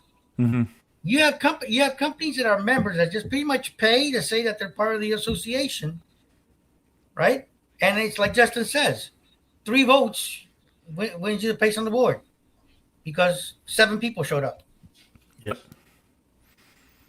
Yep, that's wild. Yeah, some of this last bit of the conversation you guys have had is way over my head. Some of the lingo and stuff, so I've been trying to grasp it. I got to remind. I have to constantly remind myself, like, remember what audience you're a part of here. Exactly. That's why I catch myself a little bit, and my brain wants to say a word, and my mouth says, "No, can't say that." So yeah. I try to watch myself also, and sometimes numbers just spew out. It's just the regulations. I know them by numbers, whether it be the hazmat regs or the FMCSRs. I just know them by even some of the state laws. I just know them by number. That's how I learned them. That's awesome. Well, that's what it's like when you master something. You know what I mean? It's just things become your common knowledge. I will say, Nick's saying let's network and great space and stuff like that. Make sure you follow everybody here in the chat. I would say click the link in the description, but you're over on X, so there's no description. But if you want to follow me on YouTube, you can go to just search at GoTylerTV, or on Rumble it's the same. And you can find me on X at Super Trucker. I follow you on Rumble and on X. I don't think I've managed to find you on YouTube to follow you there. YouTube's been hating on me for the last few months. I lose subscribers every day. It doesn't make sense. What would you say is the best way to follow you? Because I would like. I mean, all 3 really. I'm active on all 3 platforms. My Rumble is much smaller. I'm at like 29,000 subscribers on YouTube, but I'm only about like 165 on Rumble. I follow you on Rumble, and most of the times I'm on your show when time permits it. It's nothing personal. Sometimes I just don't have the time to get on there. You're fine. You're fine. We have fun. I enjoy it. I follow you on Rumble. I started on X. I started following you on X, and then I went on to Rumble. Nice. Well, I appreciate that. Yeah, I appreciate everybody that's following and all the moderators and everybody that's been here. Let's go ahead and just wrap it up there. Thankfully, my voice held out. I don't know if you guys can tell. I'm still recovering. My voice is still coming back. I could hardly speak earlier this week, so I was kind of hesitant in scheduling this for tonight. I was hoping that the last couple of days my voice would recover. But flu season this year has been absolutely brutal. Dude, like, just everybody's losing their voice. It's weird. I don't know what the deal is. But since we're wrapping it up, I just want to I'm to Justin too, the exact same way I spoke to Danielle. Right, our paths have crossed many times here, Justin, and I'm a resource. If you need me, reach out. I consider you a friend. So if anything, I'm here for you, brother. I got your back. Thanks, man. I appreciate that. Yeah. Likewise. Anytime you ever want to come on, you can reach out to me. Don't wait for me to reach out to you. I started to sound like Kermit. Tyler, you're a super gracious host. Thank you so much for having us on here. Thank you for having us. Oh yeah, like I said, anytime. It's been too long, honestly, and that's just me. I had a busy holiday season once November really kicked off. I've been doing a lot of traveling. I probably spent 30 days, 20 days out of the last 2 months out of town. So living in hotels and stuff. But now hitting the grind. I don't have any trips planned for quite a while. So trying to increase my presence on YouTube, X, and Rumble. See what I can get out of this year. Myself with Tyler, I'm pretty much on not every show, but a lot of your shows. So it feels like this is just one continuous show that we've been on. I feel like it. I know, Yes. although the first time, this is officially the first time I've been literally on your show, but I participated with so many of your shows. I feel like I'm part of family here. You are. Yeah, you are. You are. Everybody that comes in, we're all just a growing little family. I appreciate everybody who spends the time with me and spends their hard-earned money on super chats and memberships and all that type of stuff too. But that's not even that's not a requirement.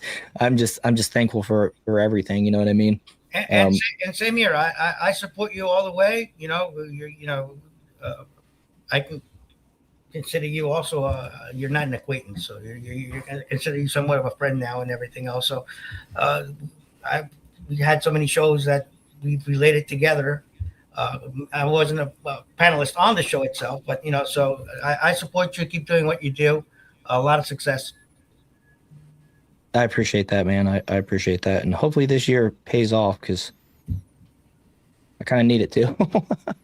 And yeah, if anybody that's watching over on X, I see we got a lot of folks watching on Justin's channel. If you don't mind, jump over on YouTube or Rumble, search at Go Tyler TV and give me a follow, give me a subscription, all that stuff. It's free. It takes just a few minutes of your time, but also, follow me on X. I certainly would appreciate that. And this is something the trucking industry, the corruption, the fraud across our country on all facets needs to be addressed. And, if we can, lift each other's voice up and all that stuff, it hopefully helps because I feel like this administration is listening and paying attention. Somebody said that we should raid Vic. I don't know if I can, and I don't know. I'm not sure exactly how to do that on Rumble, to be honest with you, brother. I'm gonna have to look into that. It says to me in the comments there, it's good to see you. Yeah, I guess this is the first time he's ever seen me because I've always participated off camera. So right. Well, all right. I think that's a good place to wrap it up. Make sure you follow everybody everywhere. Like I said, hit the like button, share, all that good stuff, and we'll get together soon. Justin, I know you said next week you're busy, but maybe the week after, whenever, let me know what your schedule is. And anytime you got you got time to come on, just January slammed with me because I'm taking more of these certification courses. Tab keeps throwing my way. So hopefully February. Hey, certifications. I'm giving you certifications, right?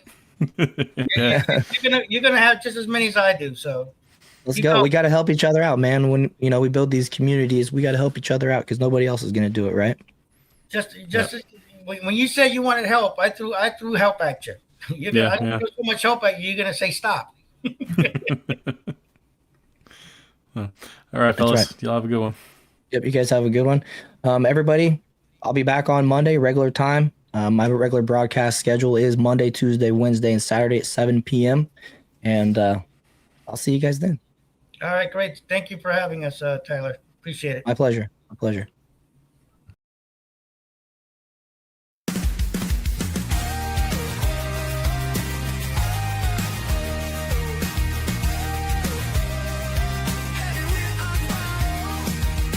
Fire in the jar, yeah, the fuse is TNT. Blowing up the lights, bringing truth to the street. JB storms rolling, thunder in the sky. The captain steers steady, keeping freedom alive. It's the Joe podcast. Turn it up loud, the signal's gonna last. Is it just me, or are we putting it on blast? From shadows to spotlight, we're calling the play name by name, but we're louder this way.